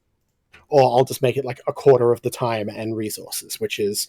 Oh, wow. That, because I'm playing with a couple of friends, and we were having issues because we basically did an almost entirely vanilla setup. And we're like, we're hitting issues, and we're just kind of beating our heads against the wall in terms of limitations on what we can do for castle building. And that was really getting to the friend whose server was hosting. And they're just like, how about we just start again and we just change some of the settings. And so we basically maximized all the possibilities for what you can do for castle building. So it's like max space, max, whatever, number of castles, number of floors you can build up. And then just quartered the resources needed. We kept all the progression for like weapons and weapon crafting and such. We still had to go out and farm for that if we want to progress. So there is still a progression loop. But then we just go back and build these fucking monstrous castles because we feel like doing that. And it's like, that's not penalizing us. So it's like, yeah, you can customize it to suit your needs. So if you are interested in dipping back in, I would strongly suggest taking a look at the options menu, the advanced options when you go in, and just see, you go, I want to play the combat. Interesting. I don't really want to do that. I'll do this, and just tweak it to that. And I think that will definitely assuage a lot of what you're finding less suitable for you. That's a good point. That's interesting. Now, is that because of how we were playing this game, like during the kind of setup period, everybody was all like on one server. Are you normally on like the same server with other people, or is that not the case normally? That entirely depends. After you. Yeah. I was gonna say, so when the game actually launched and I got my like full copy and was working on guides, I was able to just be like, private server, nobody's gonna fuck with me, I'm just gonna play by myself. But there are lots and lots and lots of options within that. You can make it private, you can make it like invite, you can, I guess, jump in a public one. Like there's a lot of different options. Yeah, and there. you can set up your own server to just be sitting online on your computer all the time, so people can just jump on even when you're not playing. At the moment, we're basically hosting through one friend, so it's like when he is on, he'll just turn his computer on, put his game on, and then even if he's not there, he'll just have it running so we can fuck around with it. Or they do have, typical server hosting and such. You can rent them for like a month for relatively cheap. And then every time you set up the server, the changes I described in terms of difficulty modifiers and such are all just server wide. So you just arrange what you want, go for that. And then there is a server list where you can just go on, publicly listed servers. Some people will open theirs up. There'll be PvP, PvE. Some will focus on aspects, some will not, all that kind of stuff. So it's relatively granular in how you want to approach it. So Is it flexible? So is it like, yes. I want to play alone, and so I'll have my whole setup there, but then like, okay, now my friends want to play, so like I can take that character and play with them? You can't take that character to a different one that I know of, but what you can do is just make your game password protected and just say, here is a max number of people, but you can't play on this server. It's technically a private server, but you only come in if I let you in. Interesting. And then... So that would be the way to do it, probably. That's the way we do it, yeah. Okay. It's like the server is up, but then we just type in a password if we want to join. There's, X amount of slots and clan spaces available, but like it's only ever going to be like the three of us. So okay. Interesting. All right. I can get down with that. Yeah, and I'm happy to like try and arrange. Like if you guys want to try it out, I'd be more than happy to play with you in that regard. And we can set it up and go from there. Yeah, I dig it. It's a lot of fun. It's a lot of fun. So yeah, I'm happy to play more and play on multiple servers. I really like the game. It's got its hooks in me pretty good. I've been looking forward to it, and the fact that Hades 2 dropped at pretty much the same time as it was the only thing that was slightly disrupting my just getting consumed by it. So don't skip V Rising for the sake of Hades 2. Just saying. Hades 2 will come out fully later. Yeah. V Rising. Yeah, exactly. That's a ways away. It's not really out yet. Just maybe buy it now if you have to buy it, because it'll probably be more expensive later. But and it's going to be a bargain at any price. Absolutely. Or you just, you don't buy Hades 2 and you just go play Bastion or Transistor or Pyre. All of them. Don't sleep on Pyre. Everyone sleeps on Pyre. It's really good. Pyre's the best game maybe that they've ever made. Respectfully disagree, but still respect. Bastion's my favorite, but they're all good. They are. The worst Supergiant game is better than several of your favorite games. Yes. I'm just going to keep harping on that point for the rest of my life. From Hades hater Wilbur. True. But he's a Bastion appreciator, so we're still friends. I don't know that you should be, but it's fine. Well, shouldn't be friends with Will. Oh, fuck, all right. That's fair. That is fair. You probably just shouldn't be friends with him at all. Damn. We can only bash on him because he didn't show up today. That's fine. We love you, Will. I'll bash him to his face. He did a great team tournament. By the way, I didn't talk about this, but I guess I could do that. I guess I could do that in the pitch, like in the sign off. I guess I could do that. There you go. There's some cool stuff that happened this past weekend that I'm excited to tell people about. But anyways, neat. Oh yeah. But yeah, I think that more or less covers V Rising. So yeah. Yeah. Was there anything else people wanted to talk about? That's mostly it for me this week. Hades and V Rising. I feel like there's something banging around in my head about Castlevania. Now that we're kind of talking about it, it's just I miss Castlevania. It's easy to be like, oh, they're doing all these crossovers, but they're not making a game. It's a lot cheaper to make somebody else do it for them and just say, yeah, you can use these images.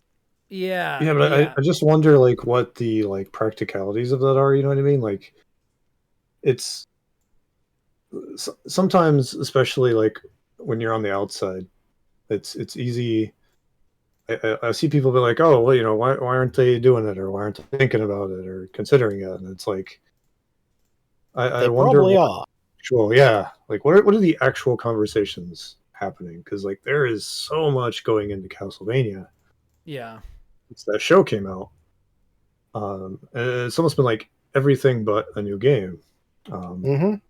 They're doing the compilations and putting actual money into those, and Getting getting, crossovers in various indie games and letting them make their spins on it, both V Rising and Dead Cells. And yeah, and then did, you've did got Vampire Survivors ever get official crossover? they did the They contract got thing, they got a They Konami did Contra. crossover.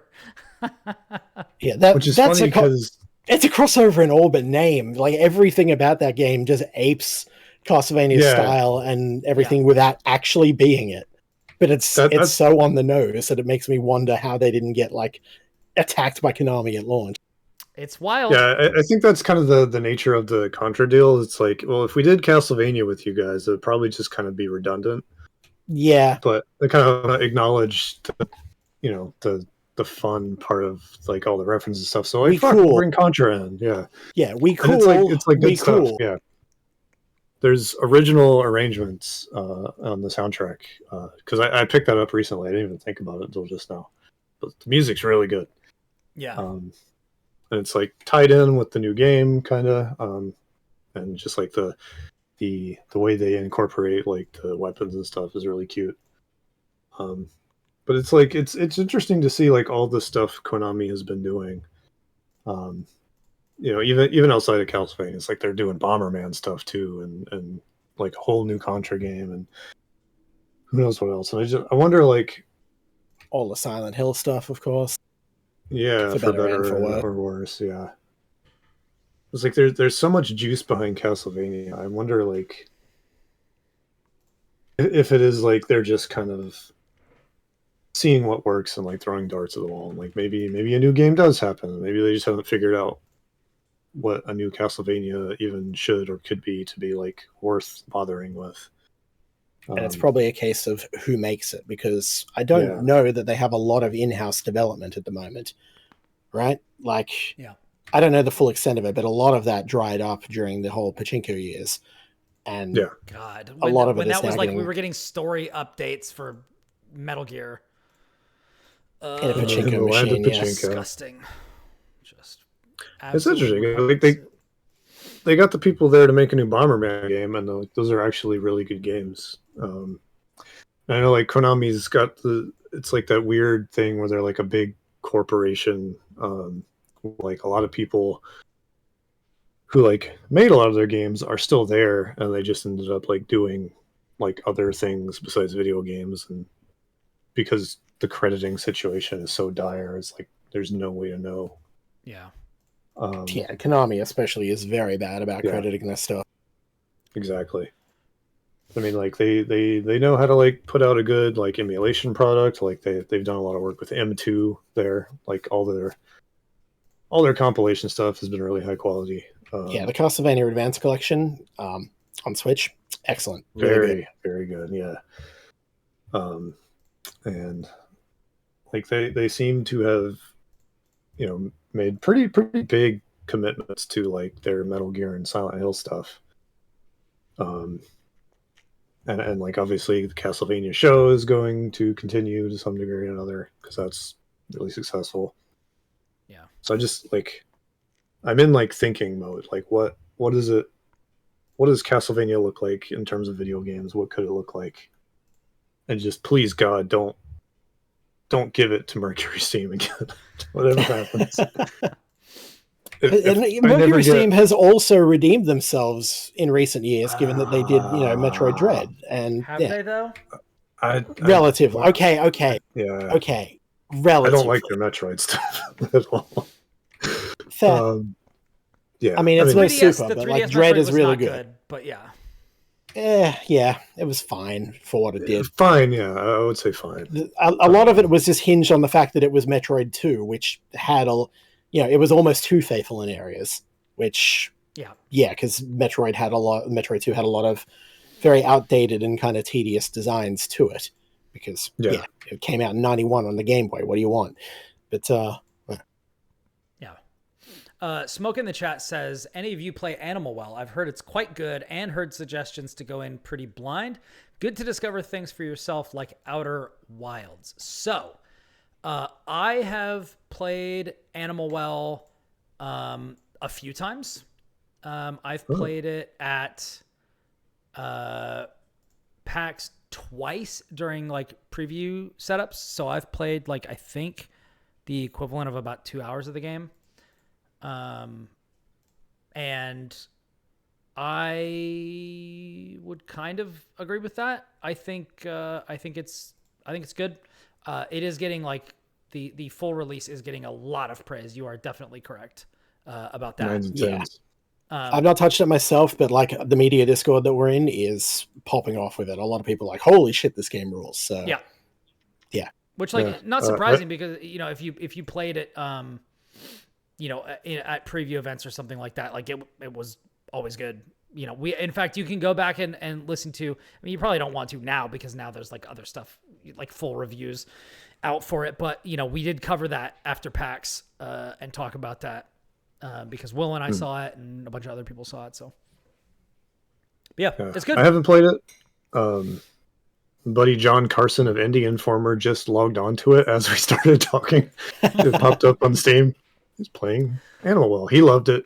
He's had nothing but great things to say about it to me. Good old John Carson. Nothing beats John Carson. I know. Good dude. So like it seems really interesting because it's a Metroidvania, but it is actively going in the opposite direction of where the genre I think has been lately, because it's been so popular and it's almost like what's the word? It's oversaturated. Yeah, definitely oversaturated. Anyway, the indie scene basically makes roguelikes and that, or really hard platform. Yeah. So Animal Well is like it.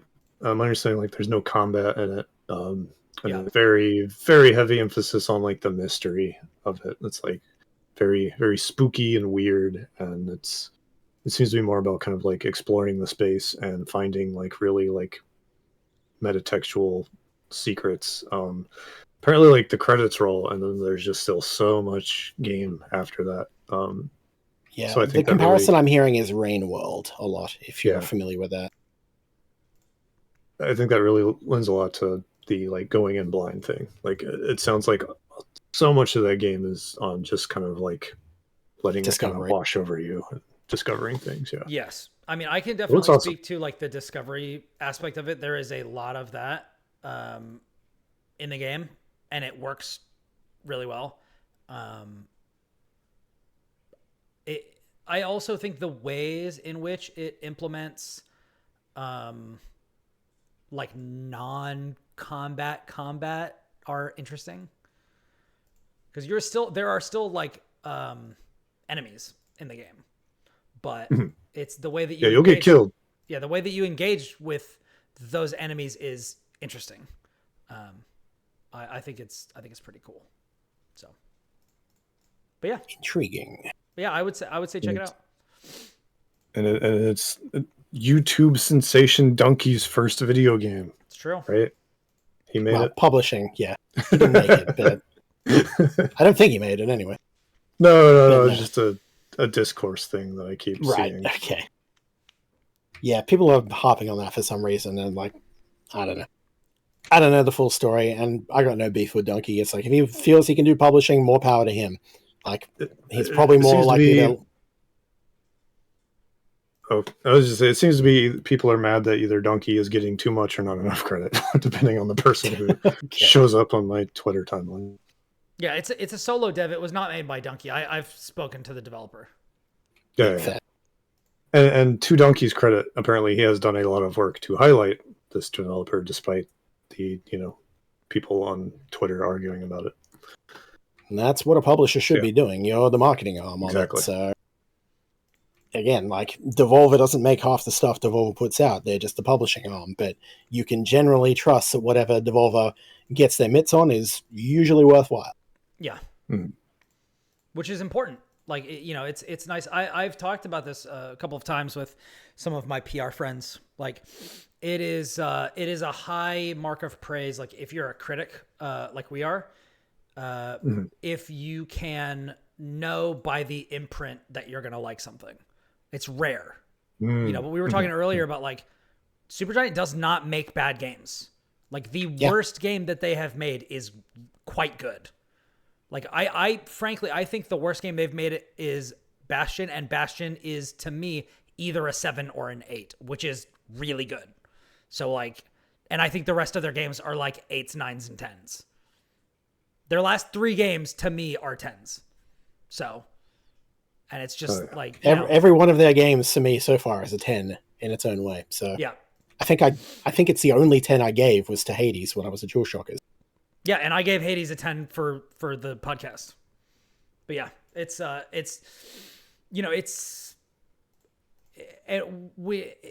one thing to have a developer that resonates with you to that degree, but it's another thing to have like an entire publisher do that.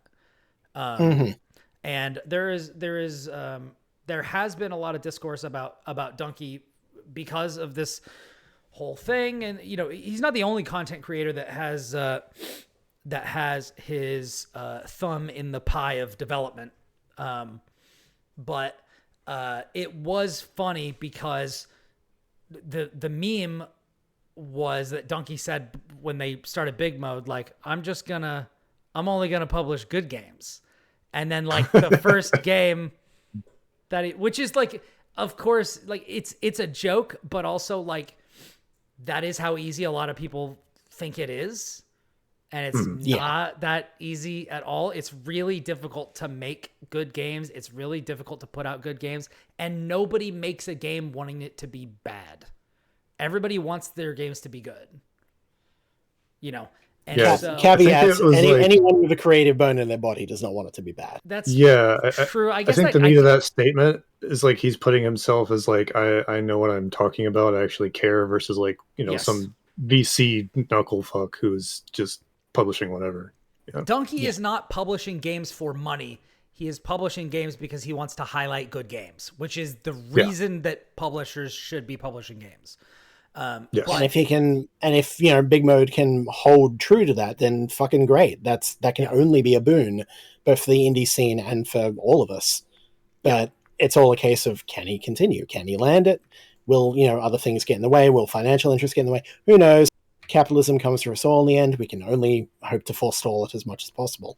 Yeah, but the funny thing I was thinking about was that it's one of those situations where it's like he said the ridiculous thing that like, well, I'm just only going to publish good games. And then the first game that he published is like a 9 or a 10, depending on who you ask. Is apparently just absolute banger. Yeah. So it's like, well, keep it up. He can now quit and say, yeah, I was right. Yeah. I only published good games. Yeah. That was fucking awesome. Retire on top. He could be like me in what is it, Dota 2 or League of Legends? Like I played one game. Completely undefeated. I won. I'm undefeated. Like, what do you want? Oh, no, Fortnite. Yeah, Fortnite. It was Fortnite. I got first place. And then just... Peace. I'm out. That's what I should have done with Tetris 99. I got my one game, one win, and it was all downhill from there. Oh, damn. Brutal. But yeah. Oh. Yeah, so end result, haven't played Animal Well, want to. We'll get to it. Yeah, want to. Yeah. I've also been playing another thing on Steam Deck, but I'm not that far into it. I've been playing the remake of System Shock. Yes. I never played the original. I got a review key for it. I don't remember if I asked for it or not, but I've been going into it. I like the start of it. I think it's interesting. How far into it are you? Still like early days? Very early. Very early. I did like all the setup, was like, oh, this is really weird. It's the first game I think that I played on the Steam Deck where I'm like, oh, a lot of games have said, or the Steam UI has said like, oh, the text might be too small. This one, the text actually is too small. So I'm like tweaking some of the options and stuff, but like I have explored like I don't know, for maybe like 45 minutes or an hour or something like that. Like I'm very, so very still in the first level of yeah. But I've done a lot of like exploring. I found like a bunch of secrets and stuff, and just like kind of figured out weird stuff of like, oh, okay, like I can loot people. So like there are elements to which this is like very similar to BioShock, but also like on the other hand, it's like there's a bunch of hacking stuff. Wow. Lucas. The Belmonts have fallen. Told you, the best and the worst Belmont. That's what happens with Richter. He looks the coolest. Like if you're gonna play one of the Belmonts in Smash Brothers, like he is the one, because like Simon looks like a douche. He looks like he's in a hair Christian metal man. band, but not in the good way. I don't know. Maybe other people are big into Simon, but I don't know. Now that he's fallen off my setup here, he has to abandon the whip for 200 years before he can come back again. Well, he's got the chain whip right now, so he's got to go back to like the rope whip.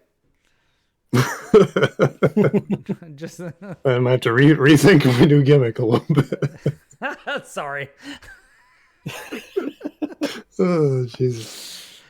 I really didn't mean to like throw you under the bus like that. It was funny. Anyways, well, with that, let's get out of here, guys. Yeah. Tell me more about System Shock when you get a bit further, and I'll probably do the same because I've been chipping away at the remake very slowly. Yeah.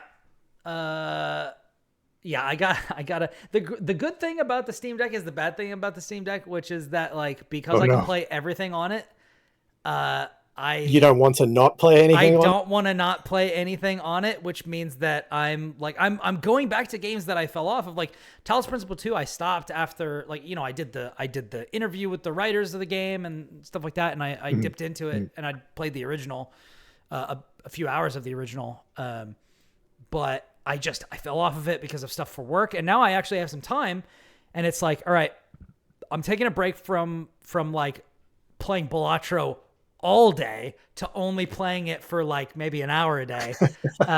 And like then I'm splitting my time between Talos Principle 2 on the Steam Deck and Rebirth on the PS5. But as soon as I'm done with Rebirth and Talos Principle, I'm going to be playing other stuff. You know, it's like I could play System Shock. I could play, you know, whatever. I've got tons of stuff, you know, on the Steam Deck, and I love it. I'm playing more different games now than I have before, and so, you know, it's been awesome to just have like kind of this dawning realization of like, oh, I'm gonna go on vacation for like a week, and I'm not gonna have to stop playing any of the stuff that I want to play, and it's, you know, and I don't even have to take my laptop with me, you know, it's awesome, beautiful. Anyways, enough talking from us. You guys have I almost said you guys have bored with us, but I meant you've bared with me. You've bore with me. All right. You've bared with me. That is a great question. It's bared now I'm second guessing myself, and now I'm just gonna ignore that and just start making unbearable We're all professional puns. writers. What the fuck? Yeah, but the moment you say something like that and put us on the spot, we just start second guessing it. Yeah, it's when you stare at a word for long enough, you go, "Is that even a all right?" real word? I'm gonna doubly put you on the spot, Kris. What is it? You've bared with me. You've bore with me. You've borne with me, because it's bear.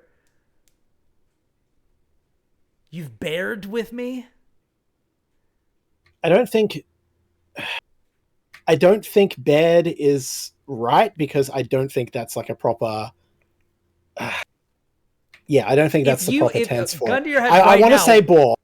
You have bore with us long enough. You have bore with us long enough. That's so gun to your head. That's what you're saying, Kris. All right, Lucas. Yes. What is it?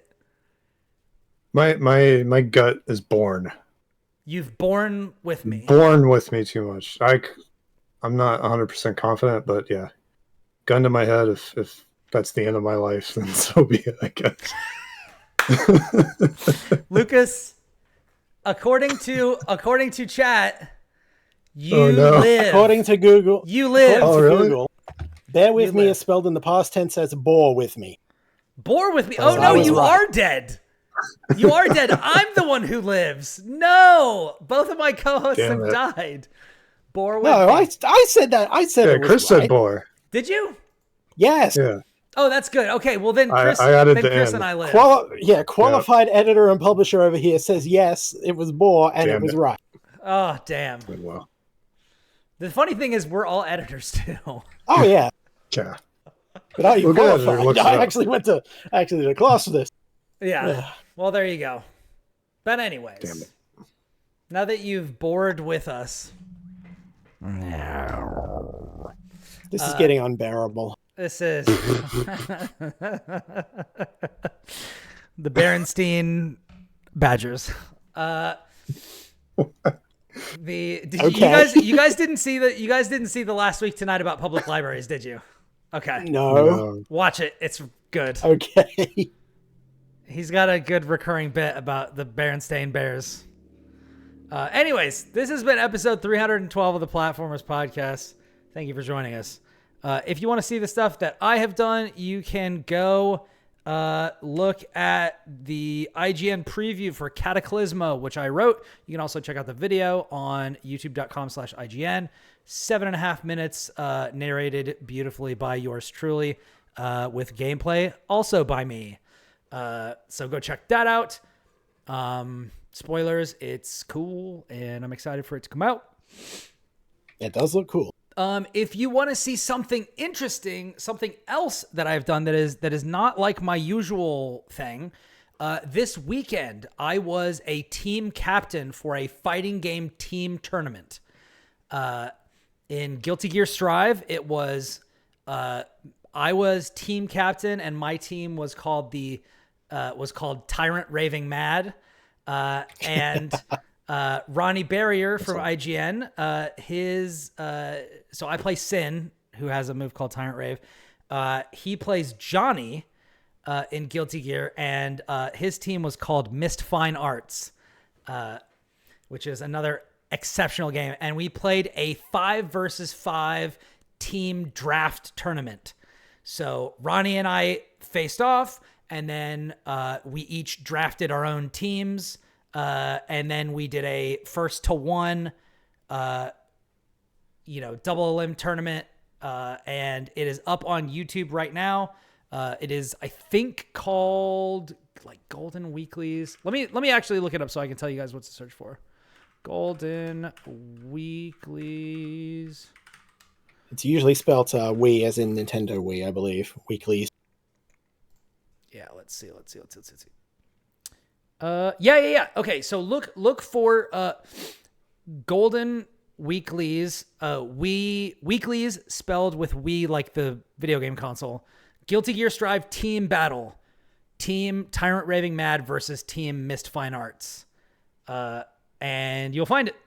It is awesome. It's 2 hours long. There's a lot of really great battles, some crazy upsets, and it's a lot of fun. So you can find it on Edgar Allan Bro 7's YouTube channel. So check that out. That was a fun thing that I got to do, and it was very hype. And I will not tell you whose team won the tournament. I'll just have to watch for myself then. So, but yeah, check that out. Chris, where can everybody find you? Hey, I'm Chris Cornelius. You can find me on most things across the internet as Delpheir, DELFEIR. My website is versusthebacklog.com, vsthebacklog.com, one word. Again, sparse on recent content, but still working on stuff. Say hi if you see me on the internet. I promise not to bear down on you with puns. Disgusting. Don't berate me. Oh, God. Oh, my God. The hits keep coming. Lucas. Jesus Christ. Yeah, you can find me on socials at Hokutono Lucas. Most of my writing on Shack News. Most recent publishing, Heading Out and V-Rising reviews. Got another review coming tomorrow morning and the morning after that. Sometime actually I think I'm really, really excited about is the one that's going up on, I think, Wednesday morning. So hopefully I'll talk about that on the show too.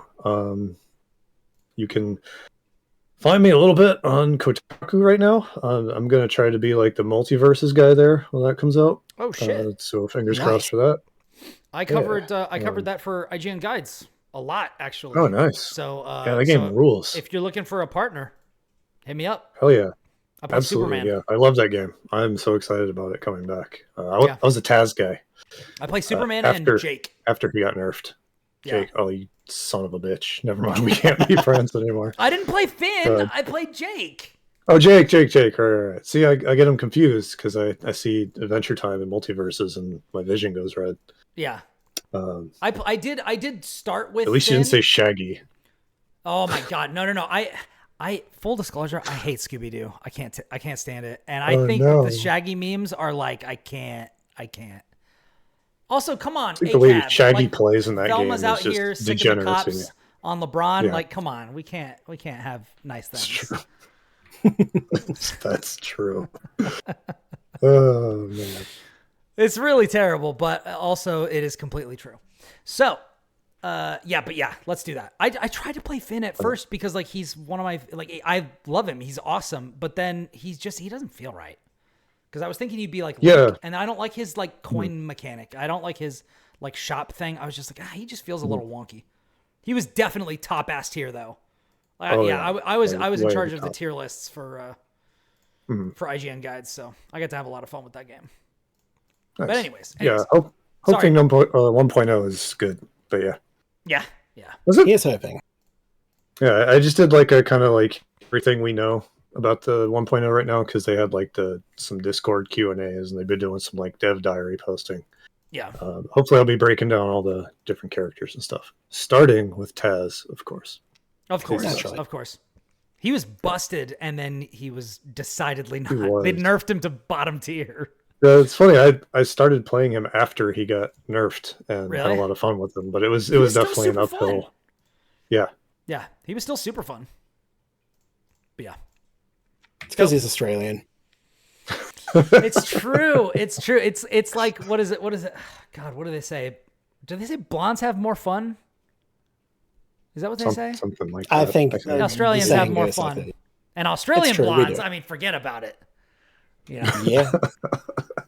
they're having double your pleasure, double your fun, like double mint gum. All right, we gotta get the hell out of here. We got to get out of here. We gotta get out of Chewy, get us out of here. We got to go. Anyways, from everybody here at the Platformers, we hope you have a wonderful week and stay safe out there because until next time, we are out. Peace. Goodbye.